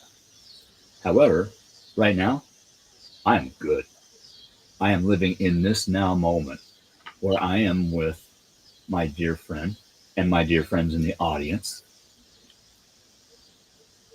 I am awesome. I feel great. I'm living in this now moment. Now, my phone can ring and I could get a bad phone call. Okay, that is also living in this now moment. Okay, this happened. need to deal with it. It's okay. Things can change on an instant, but it's still this now moment. Now, if you're still giving yourself hell from something that happened 20 years ago, that's depression because that's the past. Guess what? You can't change that. That's then. This is now. This is now. You are bringing that up. That's coming back up because you need to look at it to heal it. If you are freaking out about what you got to do tomorrow, that's anxiety. It's right now. Maybe you might need to plan for it, but that's not here yet. We don't have to deal with that yet. That's tomorrow. This is now. So just enjoy this now moment. Go ahead. So, with grounding in the now, we also have to remind ourselves before we go into the grounding and the meditation that obviously, if we have to do a quick instant ground, we need to come to the realization that the only person that we can control is ourselves and our reaction, right? Yeah. So, by you grounding, you're literally re-grabbing a hold of that situation on your end, and let go and let flow. Is what's going to happen is going to happen, and let the cause and effect come, right? Whether it is positive and whether it is negative, you are that duck now after you've just done your three grounding grass. Oh, he's calling out more than one person, Renee. He's just not calling out you. The whole panic and depression attack, and I haven't even said anything to him about any of this. Oh yeah, she's listening though. I feel good. I feel really good right now. I really do. So if I'm calling out to you, that might be the shard that recently came back, freaking out because he's like, "What are we doing on here? I don't get it. I don't understand. You're confusing me because I don't know all this, and I'm freaking out." So I'm also recommending that if you have to do an emergency ground, that we come back and we analyze it afterwards, right? We go, okay, today I had to do an emergency ground. What made my vibration kick off? And really think about that, because that is one of obviously your triggers. And then you can better prepare for yourself. So doing an emergency grounding, as I call it, is one of those, okay, it could be everything is out of control and you have to control everything, right? Like my one of my famous sayings is don't let the control you, because if you have to control everything, the control is controlling you, right? Grounding will help you let go of some of that control. So when you do an emergency ground, you're just saying, let it be. Whatever is going to happen is going to happen, and let it be. So doing that, the three emergency breaths, the quick grounding. Another one, if you're in the moment, is just pull in, say, I teach this to little kids. What is the brightest light that we know? The sun, right? So I teach kids who are in the religious aspect on my side, right? I teach kids, well, what's the brightest thing that you know? Well, the sun. Okay, well, the sun in their head is God, right? That is God. And so I tell them, take that warmth, take that love, that security of the sun, and pull it towards you, right? So you can, while you have a hold of your soul and your core, right, and you're doing your quick deep breaths, if you feel like you need to pull the energy from the sun into you. I don't care if it's in the middle of the night, you can still pull the energy of the sun. Just because the sun's not there, it doesn't mean that it's disappeared. Same with the moon. Right. If you feel like you need to calm yourself and you just need to have a washover, you pull the moon, right? You take your three deep breaths. You think of the big, beautiful moon, the way that the nice, cool air hits you, and it should calm that temper down, right? Instead of flaring it back up. So use that visual while you do the three deep breaths if you need that extra boost You can and also that feeling. you can also do something as simple as walking into the bathroom, at home, at work, at the park, wherever. Flagstaff is crazy, Heidi. Walking into the bathroom, turning the cold water on, and putting your finger under it. And picture all of that negativity, anxiety, everything going into that water that's running over your finger, pulling it out of you. Okay. I actually got, um, we were at a pond working on a cold case, and something very negative lashed a hold of me. I didn't feel it until I was on the way home. Luckily, I was very close to the river and a dam that I could walk on. So I actually walked down on the dam. I sat down on the dam. I got a hold of Steve and some other people on my team. Hey, this is what I got going on. This is what I'm doing. And I put my finger into the water and let that flowing water pull that negative entity out of me. It took a while, but it worked. Running water. Running water is energetic as. So I got a trick for that with the running water and not just one finger. Literally, like if I have, so we'll say in the moment, and you have say 5 moments, and you can take that quick break, and there's running water near you. I take my wrists, and I just put my wrists underneath that running water, and I let that water, and I do the deep breathing. And I let that water wash over my wrists. It calms a panic attack. It calms your brain. It cools everything off. And doing the three quick deep breaths also help release anything else. And then wash your hands. Yeah. I always say that, and it's not a hygienic thing. No, wash your hands. After I get done removing an entity, after I get done doing a simple house cleansing, after I get done working with somebody who's negative, wash your hands. I have a container of salt open sitting on my kitchen sink. So when I'm working with a client, it is ready, it's open. I hit the water with my elbow, pour a little, and I will wash my hands with salt because I've just gotten rid of something negative. I don't want to absorb that into me. Therefore, I wash my hands with salt. Hum. I know it sounds crazy. Hum 6 quick, like little notes of your favorite song. Hum it. If it's something that's positive, you have to take your deep breaths, hum that tune, and keep going. So if you were in a moment where you can't stop, you can still do the breathing. You can still do the release and just hum underneath your breath, or hum in your head if you can't do it out loud. I used to do that while doing CPR on people. And everybody's like, was it to Survivor? Actually, no, it was probably to the slowest song I knew because I needed to calm myself down. Right? Or I just hum a tune, hung a lullaby. It actually creates ozone, Mm-hmm. which you end up breathing back in because you're humming, it's coming out, and you breathe the ozone back in, and it calms your body. Mm-hmm. When spirit is here, I smell ozone. Rain, okay, there's ozone during rain. Fluorescent lights create ozone. You can smell it. When spirit is here, that is what I smell, ozone or baby powder. They're similar.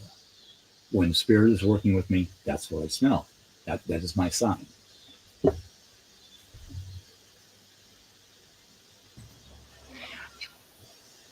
Music is such a healing factor. It really is, for grounding and balancing and what you put in. Um, I can't emphasize that enough. I really, really can't.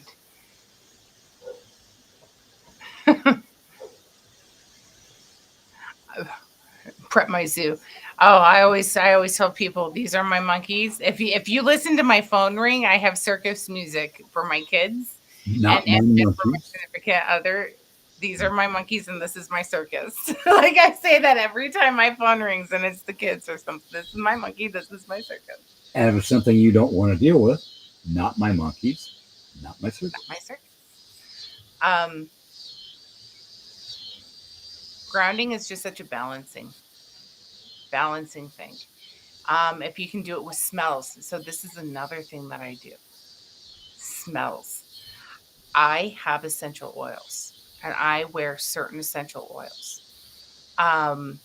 Those essential oils, I can, if I'm having a stressful moment, I can just take a Mhm. sniff Yes. and I feel better. Yes. Instant calm. I wear the balance all the time, or I do frankincense. It depends on the day. I have I have I have sense that if I am going into a negative situation and I know I'm going into a negative situation, I use certain essential oils to lay down a protection so that those entities won't attach to me. And so I will be clean walking out of there. I have my boundaries, right? So if you know you're going to the mart and you know that it's going to be a tough situation, bring a scent with you that calms you. Lavender, chamomile. It just there's so many frankincense. Frankincense is good for protection. Frankincense is good for calming. You can wear frankincense. I like I love using all of my senses when grounding, cleansing, and putting myself into a situation where I know that it's going to be stressful. I will find something to bring with me to calm me down. Yes. Amethyst. Amethyst in your pocket. Have it in a bag because amethyst is kind of sharp and pointy. But amethyst, you're in that situation. Grab that. Hold it. Hematite. Yes. Yes. Hematite. Yes. They have worry stones. I got mine out, and the salt is going to go into the fire pit as soon as it dries out, and I'm going to have a nice fire on top of that salt. Yep. Just saying. So hematite is one of those that you can get in a worry stone. The thing is if it cracks, you need to get it gone because it's done its job, and you're going to need to get another one. Yes. I love doulas, Heidi, because doulas use a lot of essential oils in their homeopathic ways. In their and calming women down in labor or calming them before surgery or after birth, after care. Doula, you have a doula for everything. Death doulas use a lot of essential oils and scents and stuff. Yes. One of the last things that goes is your hearing and your sense of smell, right? So scents, but hematite. So that's what I do, vet girl. Hematite, you can get it in a worry stone. You can get any kind of stone made into a worry stone to where you Ring. just wear it down and you can ground into that worry stone. Like it's shaped like a spoon. Yep. Rub your Just thumb in. push that negative energy into that. And if you need to, keep another one in your other pocket to help. Help You me know, out here. There's a purple stone. There's a lot of lithium in it, and I cannot think of the name of it, but it is very beneficial as a worry stone. And I cannot think of the name of it. I have a phone. I have Google. Google. I can see it. So can I. It's in my closet.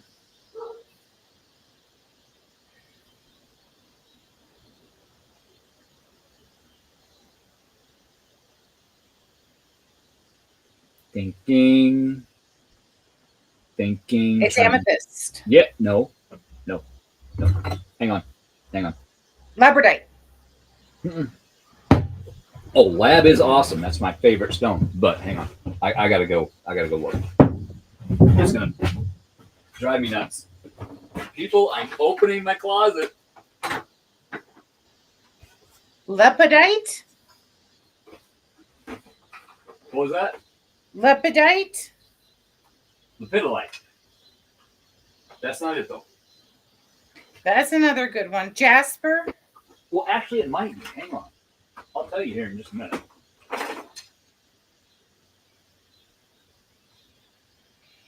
Sandalwood is another good one. That's the other one I was thinking. Sandalwood is awesome. Sandalwood is amazing.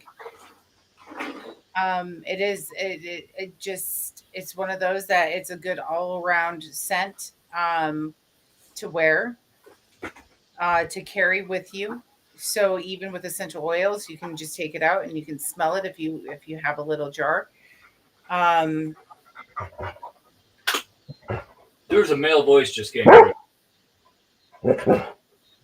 yeah, my dog just started going crazy. No, there was also a male voice. I just heard a male voice. Yeah, right as Zelda started going nuts. Yep. There's like a ton of things you can do to help balance yourself and to help ground yourself during stressful moments.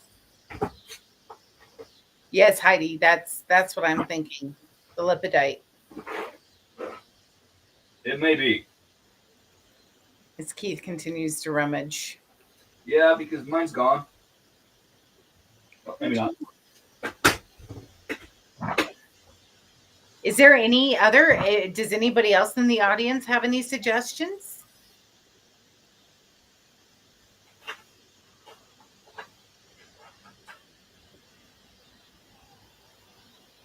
The pit light.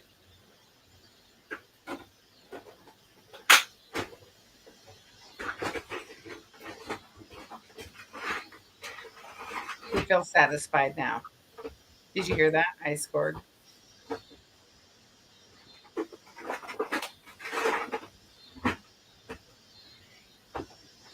Yes, Beck girl, if I could pin your comment, I would.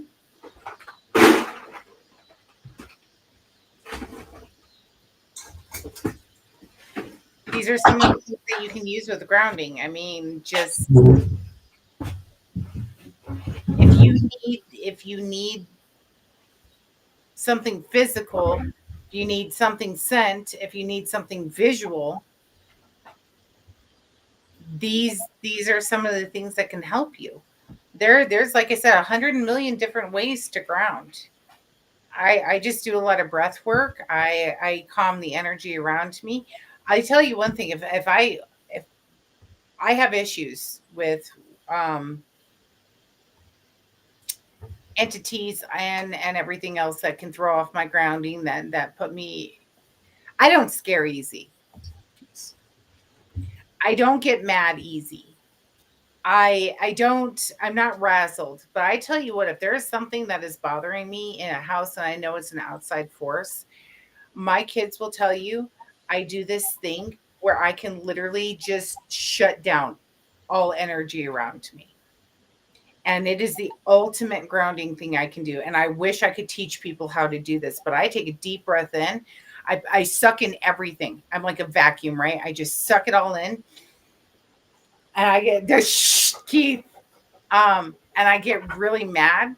And I take that mad and I pull that negativity in and then I just slam my foot down and I yell enough.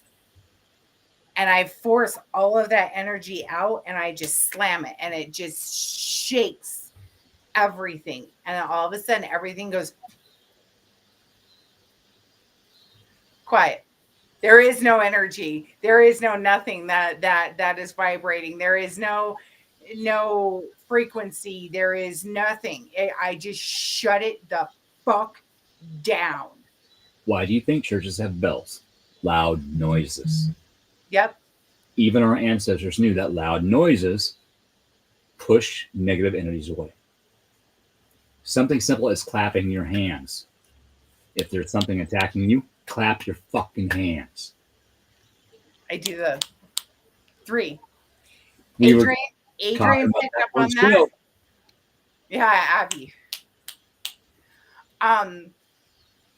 Adrian will tell you, you go out with me and I have negative energy.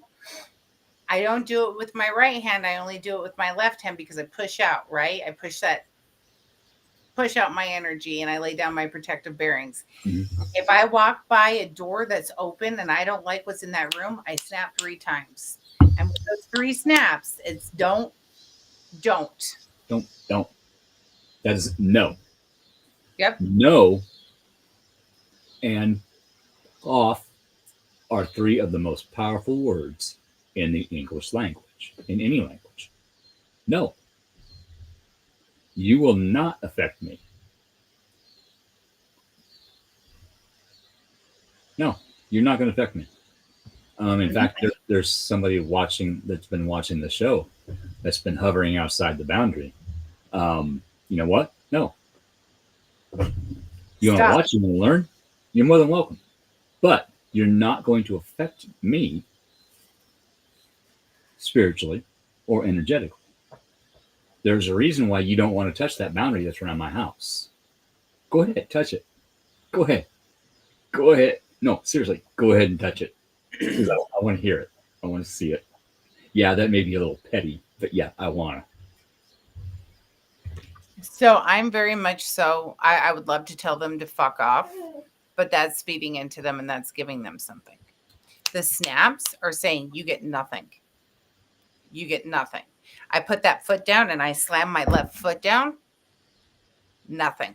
Everything stops. You were cut. You were cut right the fuck off. You're not going to get any negativity from me. You're not going to get anything neutral from me.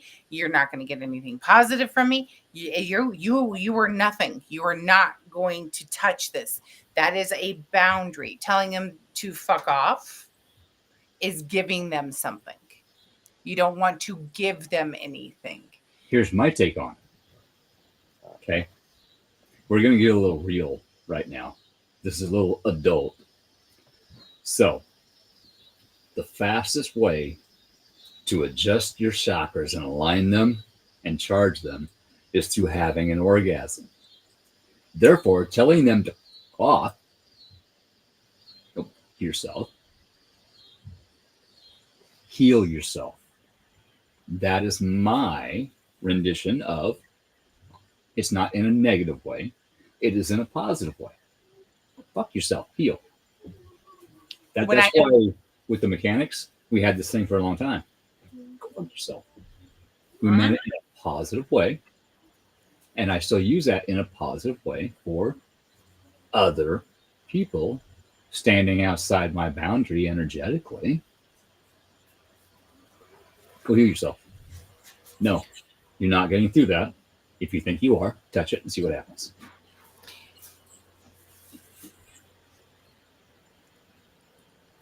I'll explain the snaps a little bit more. So, like, if I could have cut somebody out of my life and I say no more, it's no more. Done. It's legit no more. Your number gets blocked, your number gets removed, and you no longer exist. Mama, right? taste it. It's cherry. I will. She's got a popsicle. Is it strawberry? Cherry. I was close. It was red. So the 3 snaps are no, don't, you don't exist. It's to make sure that the boundary is set. This is the boundary, right? Nothing's going to come through this boundary. This is my energy, and I'm cutting you off. I'm not going to even acknowledge you now from this point on. You don't bother me. And it's the same essential as taking them and blocking their phone number and removing them out of my phone and not giving them a thought again. It's letting that entity know that it's not going anywhere. They're hitting that wall. I'm creating a wall. Boundary. What I'm doing. I'm creating that boundary, and that boundary is then solid, and you have to physically manifest that boundary, right? In an energy force. So Yes. that those 3 snaps are an energy force, and what they're going to do is it's going to hit a dead end, and it's just going to bounce right back off. So I always do the clapping. Mm-hmm. You push it away from you. That is a force. You are not necessarily giving them anything out of you. No. You're just taking and blowing back whatever they give to you, and you're literally just creating that barrier like a duck does with water right off of its back, and it's just going to flow. Yep. I don't accept your gift. Have it back. Mm-hmm. Now they're sending shade. Shade is negative thoughts, hexes, spells, etc. Okay. When you start to feel that, no, I do not accept your gift. Gather it up. Here it is back. but put some healing into it. Help them. Try to help them. Here, if you would like to see this, here it is, along with your gift that you sent. I refuse it. It's like getting something in the mail that is not addressed to you. What do? You take it back to the post office and say, hey, this person doesn't live here. I don't accept this mail. Don't accept their gift. It's that simple. Right. It's a return to sender. Mhm. It's return to sender. So therefore, your energy is not even in it. It's nothing. It's not. Always time for coffee. I know. My kid drank the rest of my coffee. I have a person in my life that I am genetically connected to, the donor, as I call her. Mhm. And she's one of those that it's constant shade, it's constant negativity. I know I'm in her thoughts. I know I bother her. I know that she sits there and dwells in it, right? Yeah. And I don't let it affect me. I literally shut that down and I go about my day. It's not because I am fearful of her. It's not because I can't handle her, right? I like how I say that and she starts going crazy. I ground, I meditate, and I make sure that I wash. I wash during that meditation, that grounding. I wash that away. Grounding and meditation is where you literally take anything negative, and you just give it right back because it has to be put back to become a positive. It's got to be. It's got to go somewhere. Yeah, That energy was sent out on a mission, and it has to complete its mission. So when you send it back, it completes its mission on the sender instead of the sendee. So we are helping them learn by allowing them to go through the experience that we were supposed to, whether it be getting sick, what have you. No, here's your lesson. Learn, improve yourself, because what you sent to me, now you get back. mm-hmm. You get to go through it. You get to feel it. How does that feel? Learn that that does not feel good, and don't do that to other people.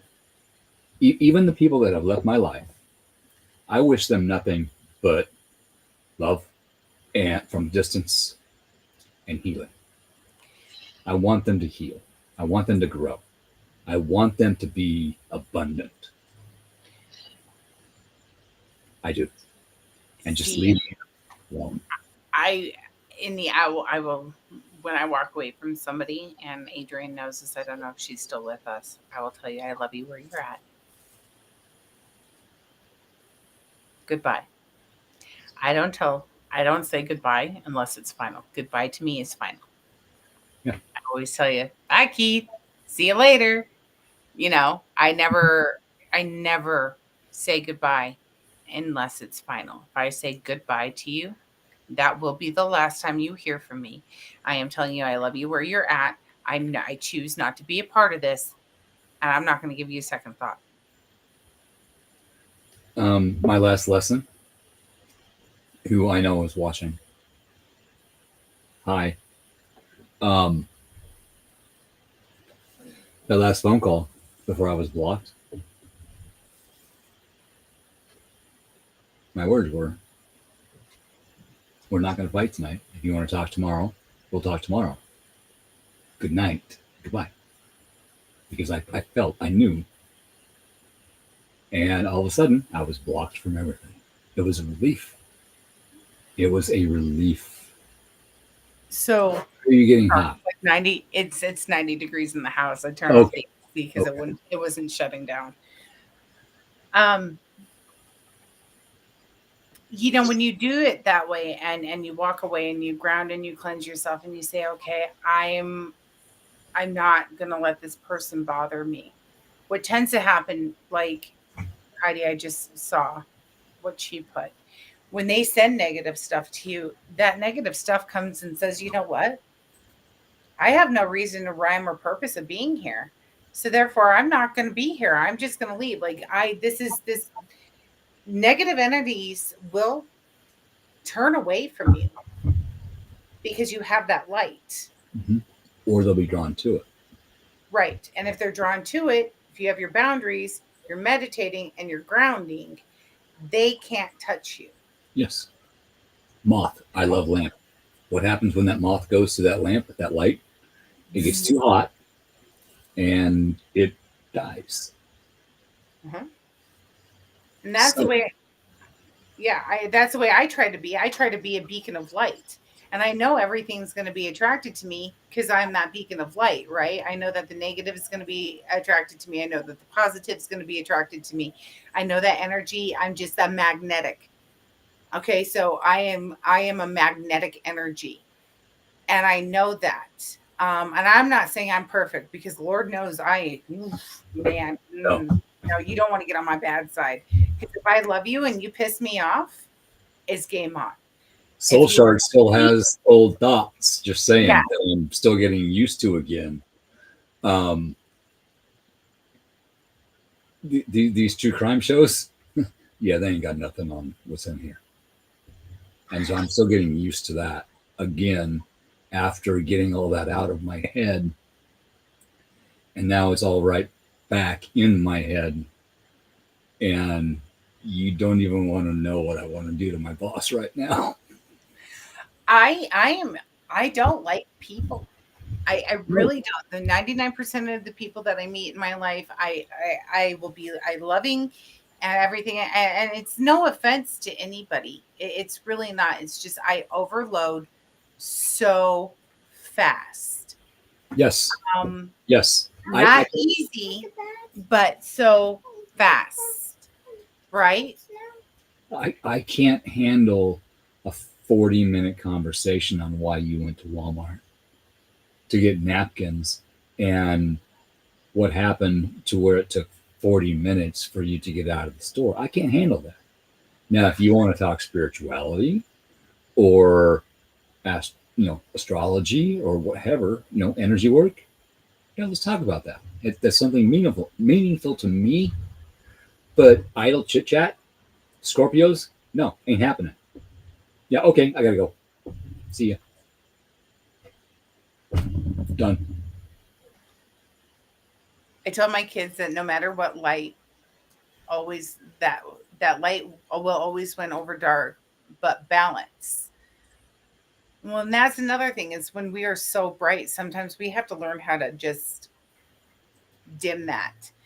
So when you are grounding and you are balancing and you are meditating, you can turn down your light, so to speak, by putting up that boundary. And I always say, this is my boundary, edge of my fingertips, all the way around, It's circular. simple You as know, it's closing a my curtain. boundary. Yeah, it's simple as closing a curtain Mhm. energetically. Shut the curtain. And That way that you doesn't, can shine your light without them seeing it. and that lets that bounce happen without effect, right? That's why when you go to do the three snaps or the clapping, you extend your hand all the way out. My grandma clapped. Did you see that? You extend your hand all the way out to where your edge is, and you do this, and that they can't come past that, right? They can't see you. That doesn't mean that you can't see it, That's your aura. That's your boundary. right? No entry. I can see you. You can't see me. Put that mirror on the outside. Energetically, put a mirror on the outside of it. Whether it's a human, a spirit, an entity. If you don't want that thing to see you, on your energy ball that you create, you bring in energy from your crown and you create that energy ball, your aura. It's scientifically proven. The heart makes a magnetic resonance around you 3 feet around. Okay. On the outside of that, a mirror. That way it sees itself and not you, and it's not going to like itself. Power of thought. That's another thing I would like to put out there is power of thought. Power of Works. thought. Once again, I'm going to go back to this. Power of thought is the most important thing that you have in your defense. Your mind does great things. If I go to a psychic medium and I don't want that if I walk into a room full of mediums and I don't want those mediums to know who I am, then I'm damn sure going to think nobody here is going to figure out who I am. I am not showing my light. I am not showing who I am. I don't want anybody to know my abilities. And this is all I'm going to give them. This is all they're going to be able to see, right? So Right. I'm not off putting, but if I want to be off putting, I can put up that off putting. And I think in my head, nobody is going to touch me. Nobody is going to do this. Nobody is going to do that. And you truly believe it, and it'll happen. Yes. That's your veil. You can take a crystal bracelet and you can program it and put it around your wrist. Don't see me. Yep. Or see me as I want you to. It's called a glam. It's like makeup. It's like a mask. You will not see me. Or you will only see what I want you to see. It's a thing. You can program crystals and stones in order for that to happen in certain situations. Normally, I try to let everybody see who I am. But there are days where I load my wrists, this far with bracelets, and each one has a certain job to do. I just want to be left alone. I want the universe to be able to send me what I'm asking for without anybody else getting involved. So, here's this. Here's this. I'm good. I feel strong. I look good to myself. I'm good. I can't do that at work because they can get caught on the machinery. But you have the power of thought. Yes, power of thought.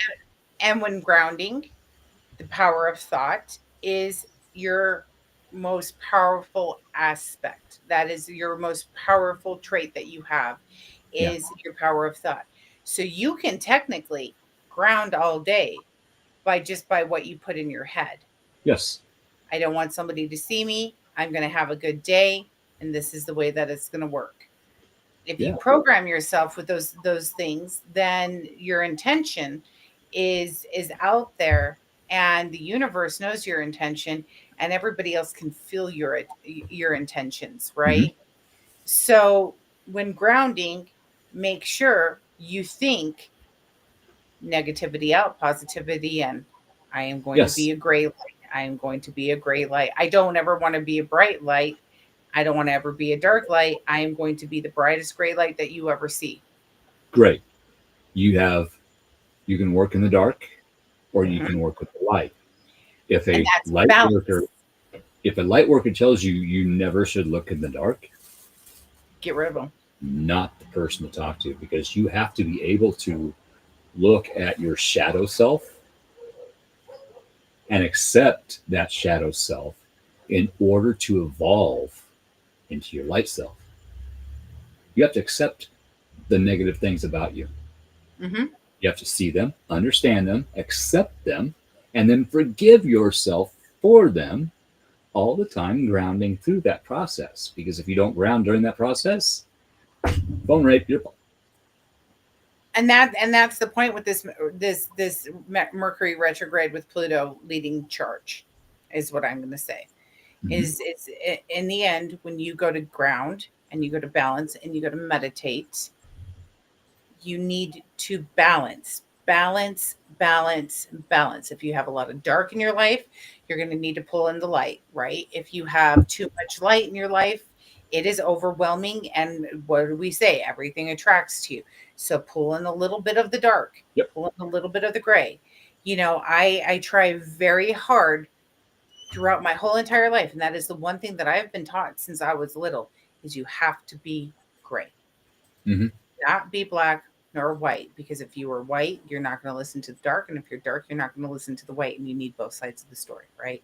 That is the only time in life where it is acceptable to ride the fence. And that is what a healthy balance is. Because then not every situation is going to require oh, that's so great. There are situations that require are you serious? Yeah. Are you really serious? 11/11 is my birthday, and B, your cat crawling up on your chest, laying down, putting his paws right here, making the biscuits and purring. They're just prepping you for when they're going to eat you when you die. No, They're but tenderizing you. yeah, but no, but They're yeah, tenderizing you. but that the healing frequency of a cat, science has also proved, actually helps us to heal. So that cat knows you have something not right with you, and that cat is trying to help you. It is helping you heal. Now, maybe a little bit too much information, but when I wake up in the morning, I got to hit the can. So I go in and I sit down. Oh my God, Keith, you're human. Yes, here comes my cat, and lays on my feet as I'm doing my business and purrs. As I'm getting rid of negativity, and yes, I think to myself, okay, all this darkness from my life is going out in that. But then he tries to help me wipe, and that's not so much fun. I have to literally put my hand down to hold him while I'll stop there, but you get the picture. But cats are healing, dogs are healing. Our fur babies are healing. They are part of our family. They can help us ground. Well, and that's another thing. If you have an animal, just set that animal in your lap and just pet that animal. Mhm. They just pet it. You know, Something that I have neglected, and I apologize, is um, interacting with my spirit guides, my spirit animals. I know they're always here. Sometimes I kind of take it for granted, and I need to stop that. Um, but part of that is also my 3D life has just got me overwhelmed right now. But that's something to think of also. Grounding can also be interacting with your spirit animals and your spirit guides. Um, it's not just a 3D thing. It's everything. It's energetic.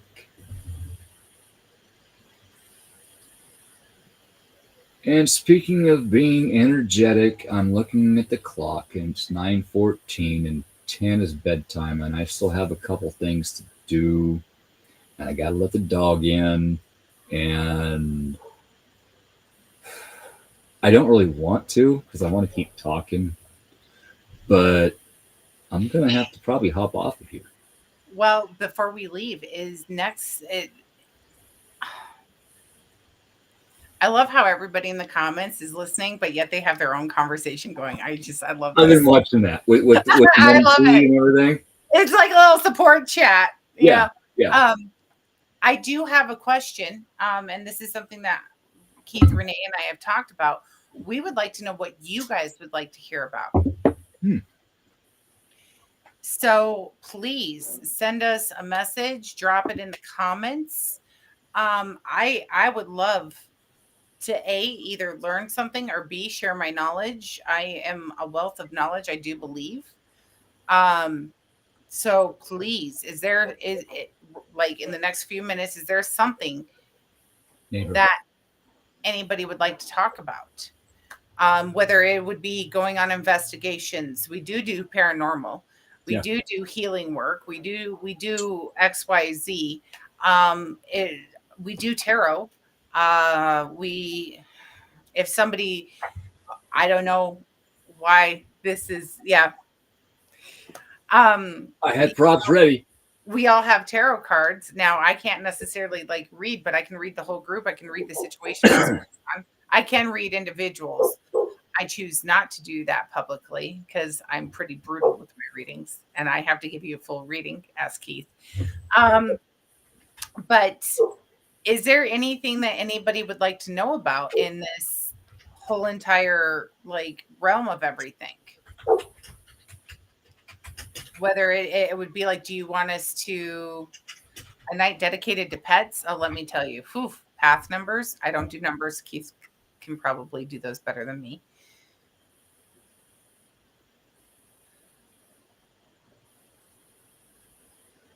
I go quiet.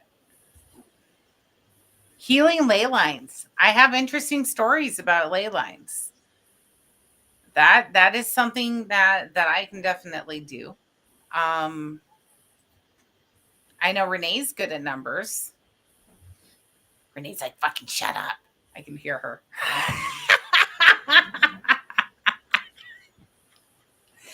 Renee, you may not be here physically, like with us in screen, but I can hear you.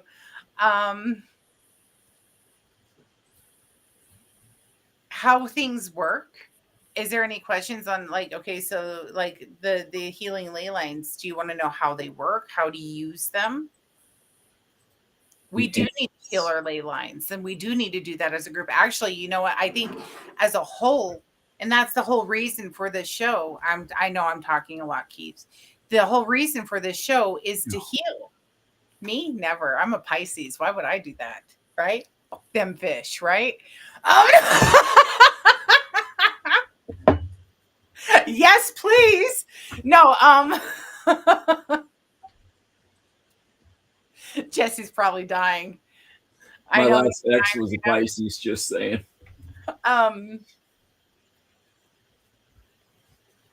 Heal. We created this show to help heal people. Yeah. To heal the trauma, to heal everything, because it does affect the spiritual realm. It does affect your abilities. It does affect, you know, what entities come into your house and come up to you. It affects where you're gonna go, right? Like,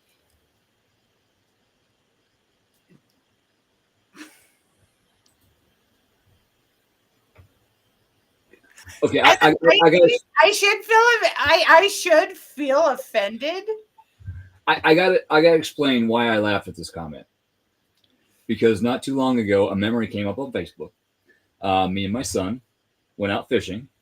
We weren't catching anything, and I told him to say, "Here, fishy, fishy, fishy," and the fishy, fishy, fishy.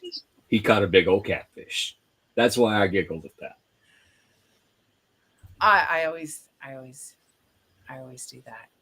So I don't know. Next show, do you guys want to just do healing together? Do you guys want to take over in the comments and have us talk? If you have something that you want to share with the group, more than willing to try to help. Does that make sense? Like, if somebody, like, I'm going to pick on Heidi. If Heidi's like, you know what, I just went through this. Well, let's talk about how to get through this. I'm not a therapist, but I should have been. No. And I've actually thought about going into that, but I looked at the price. Because I essentially do that with people on an individual basis because of everything that I've been through in my life, and you have too, and you do the same thing. Renee does too. But in order to get that degree, the cost, like 60 grand. So I'm looking at doing things in a different aspect. I'm actually thinking about becoming a life coach. A life coach recently told me that I was life coaching her. So that really helped my decision, and I just have to figure out how to do it. Uh-oh, I missed something. Fat girl, the only thing I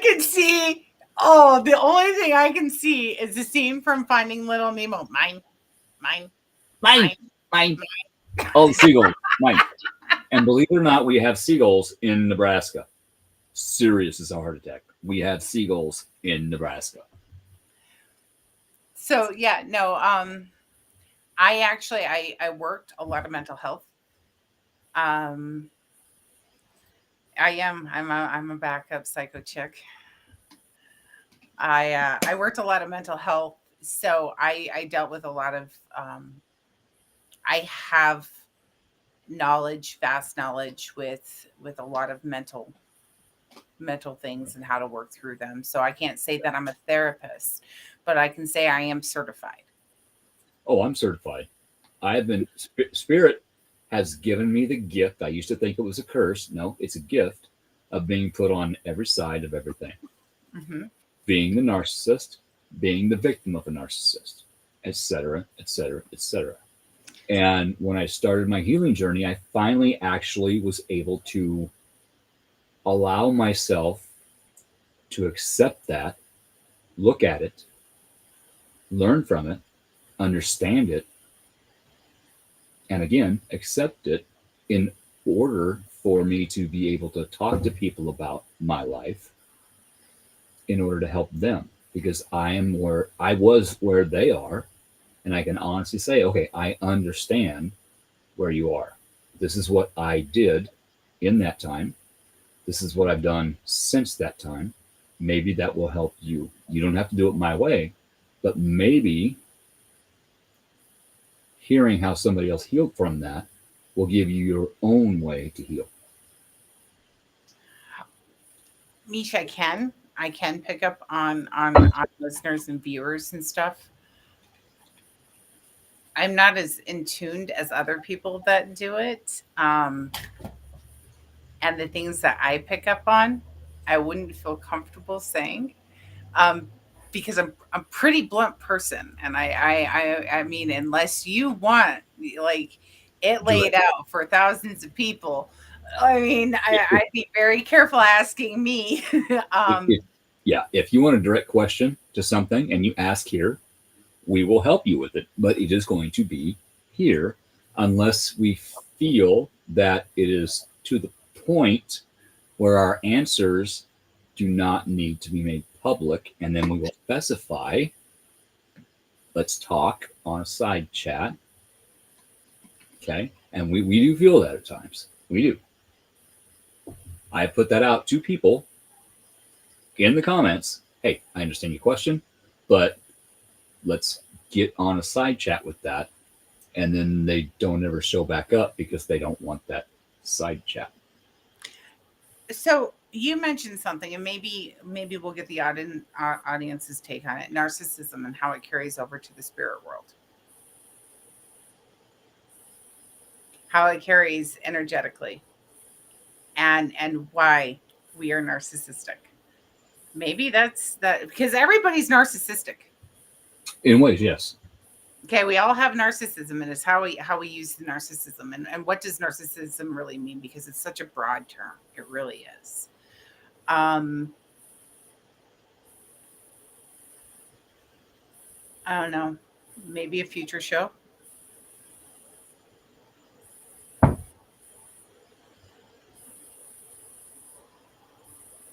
I don't know. Just shoot us some ideas. We get enough ideas, we'll pick from the hat. Heidi, when we're going through things and spirit says we're not ready to hear something, spirit will shut it down until you're ready to hear it. That is what we mean by being blunt and answering the question. Spirit was trying to shut you off of the show as we were talking about this subject. So if you need help with something, get a hold of us and maybe we can have a side chat and go from there. Because we do kind of feel things from our listeners, and we know things, but it's not up to us to bring them up until said individual asks for help in a very direct way and they want the help. And we do vet our people. Do you actually want the help? Here it is. A lot of times when we do that, they disappear. Okay, you didn't want the help. That's fine. I'm a Reiki master. I recently took on a student, and I sent her the first book. I'm give you a week to go through this, and then we'll start talking and teaching. And 3 days later, I was blocked. Okay, she's not ready. That's okay. That's all right. That person will be back when they're ready, and that's cool. But we have to understand everything. And Mish, no, it doesn't dissolve when you go over to the other side. What's that? Narcissism does not dissolve as you go over to the other side. No, we learn about it. We learn how to handle it, and we learn to have conversations in order to understand how the other person feels about a situation, in order to learn how to respond in a better way in the future. That is growth. I actually like Sunzi's. I gotta hold on. I gotta remember which way I'm going. I like this one card pulled, and we in the chat can tell you what we get from it intuitively. I like that. I like that. That is a way to really bond the group. That is a good way to get to know each other. I really like that idea because Yeah, there are no wrong answers because there it is. everybody will pick Found up it. on something different. So those are I like that. I really like that. That's the thing. Every medium, psychic medium, empath, everyone is going to see, smell, hear, taste, see, hear, smell, taste different things. If one person tells you that they can do everything, walk away.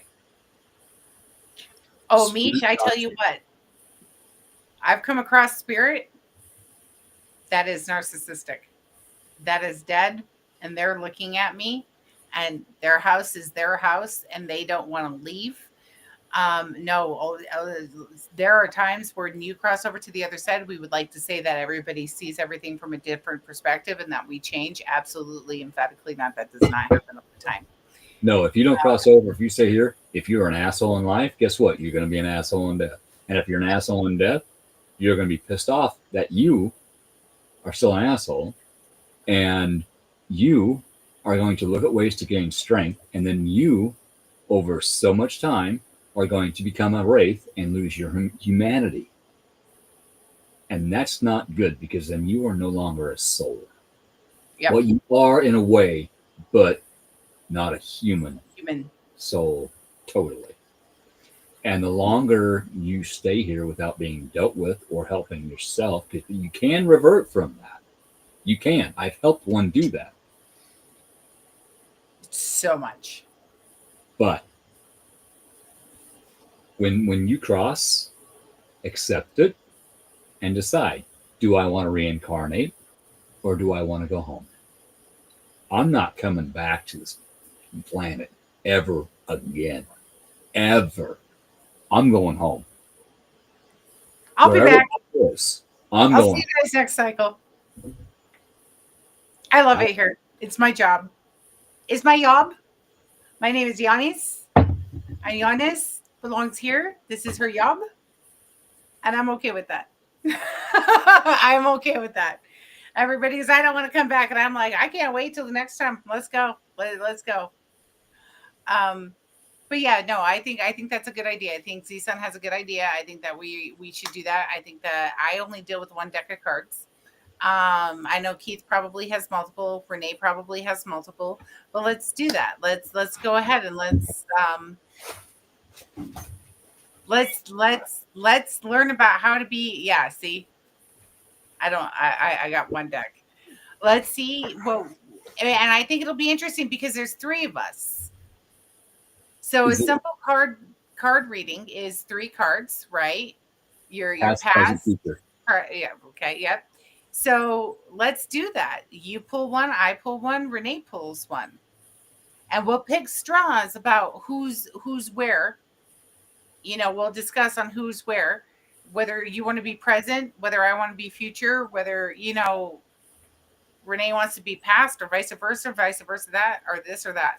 I think that that's a good idea.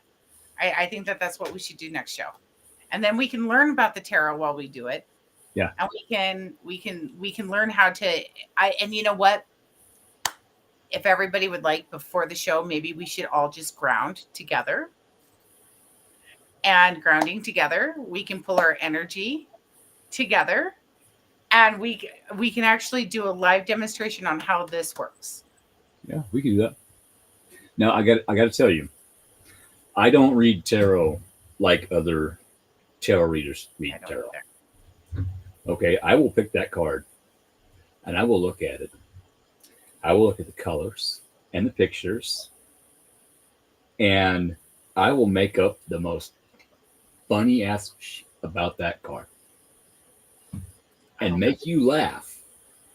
But then 3 to 4 days later, you're gonna be messaging me like, "How the did you do that?"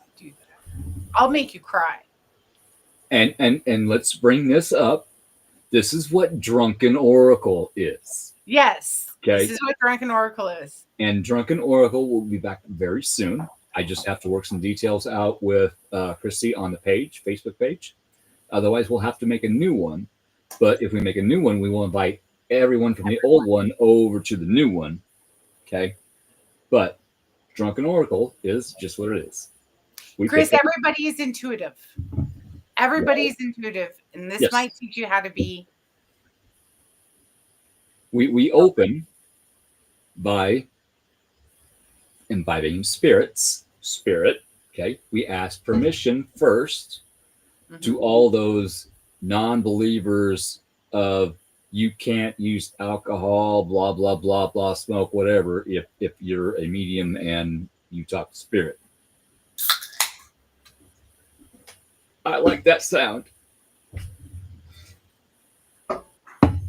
We will make you laugh to the point where you almost or do piss your pants. And that is why it was started. Me and Christy started this project, Drunken Oracle, at the beginning of COVID because everyone was stuck in their house and miserable. So we're like, how can we help people and make them feel good about themselves and make them laugh? And she's like, have you heard about that Drunken History show? Yeah, but I don't know about a lot about history. I'm starting to deal with the tarot and oracle cards. And she's like, let's do that. Let's do this. I'm like, cool, let's do it. So we tried it. And it was a hit. And it is phenomenal. But we can only do it once a month because it's very taxing on the body, just saying.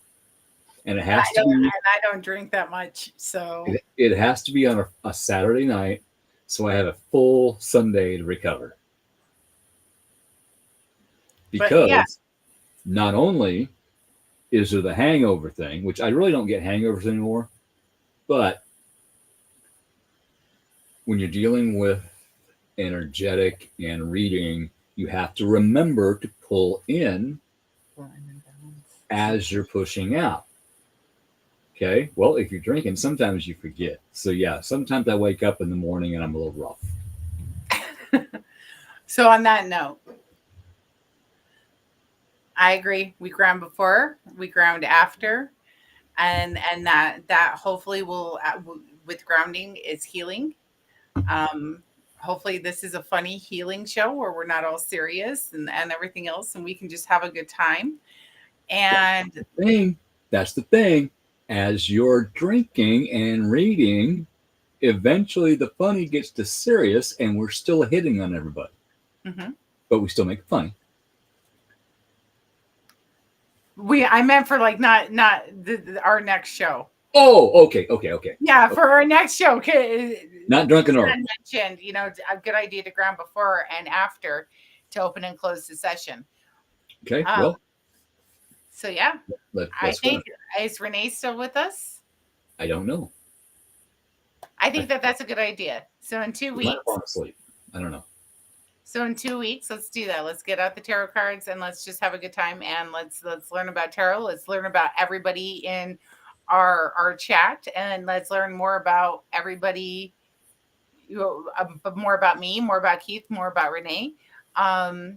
Because it's about blowing open the closets, and I would love to see what you guys get off of me. I really would. I'll be open. I will actually let my guard down, and I will not hide. And I won't have my wall up so everybody can see. Okay, so on that night we'll call that blowing up the wall. Yep. Remind me, because I'll forget. But let's try something. Let's do a little grounding. You're making me put my feet. Oh, you ground this way. My trees all around my house are helping right now. This is their suggestion, actually.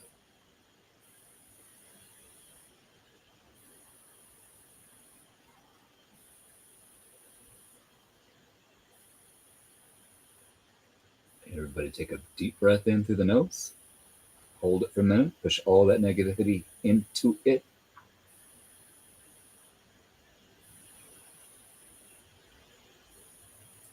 And then let it out.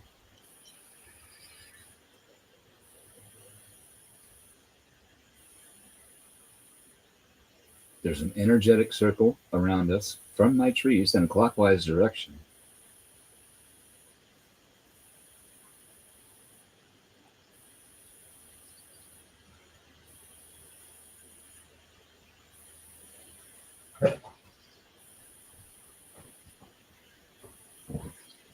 And there's the dog. Yes, there's the dog. The dog felt it. The dog felt it. That is verification. And there's your dog. So on that note, I love you guys where you're at. Actually, that's the neighbor's dog. But Is it? so if that helped, if you felt that, let me know in the comments. I'll look at them later here.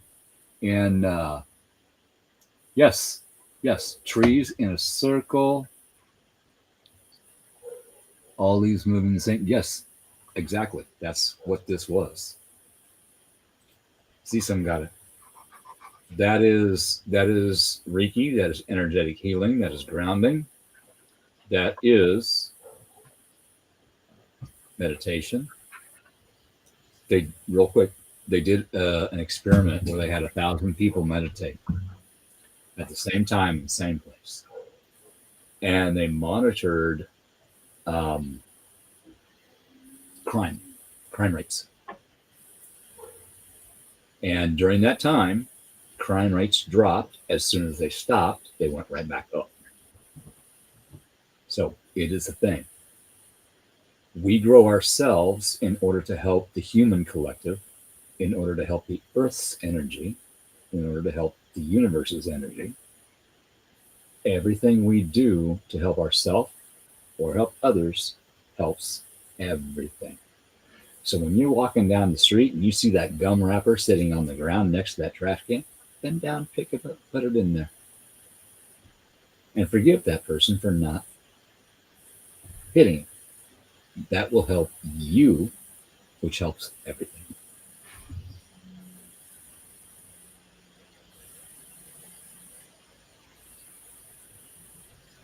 I have to let the group go.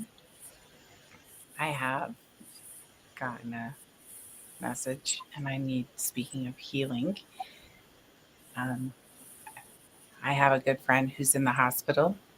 Go. And yeah, this is so I've got to go do some healing with him. I'm here for you if you need it, okay? All right. All right. I love you guys where you're at. Thank you.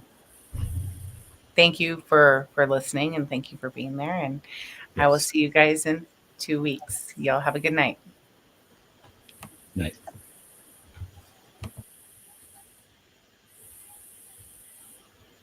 Not wrong.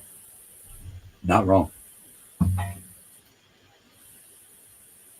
All right. On that note, thank you all for joining in to the RNN Network and our show. We do this to try to help people, and we also do it to help ourselves because we learn from you as well as you learning from us. At least we hope. So on that note, work is going to call early in the morning.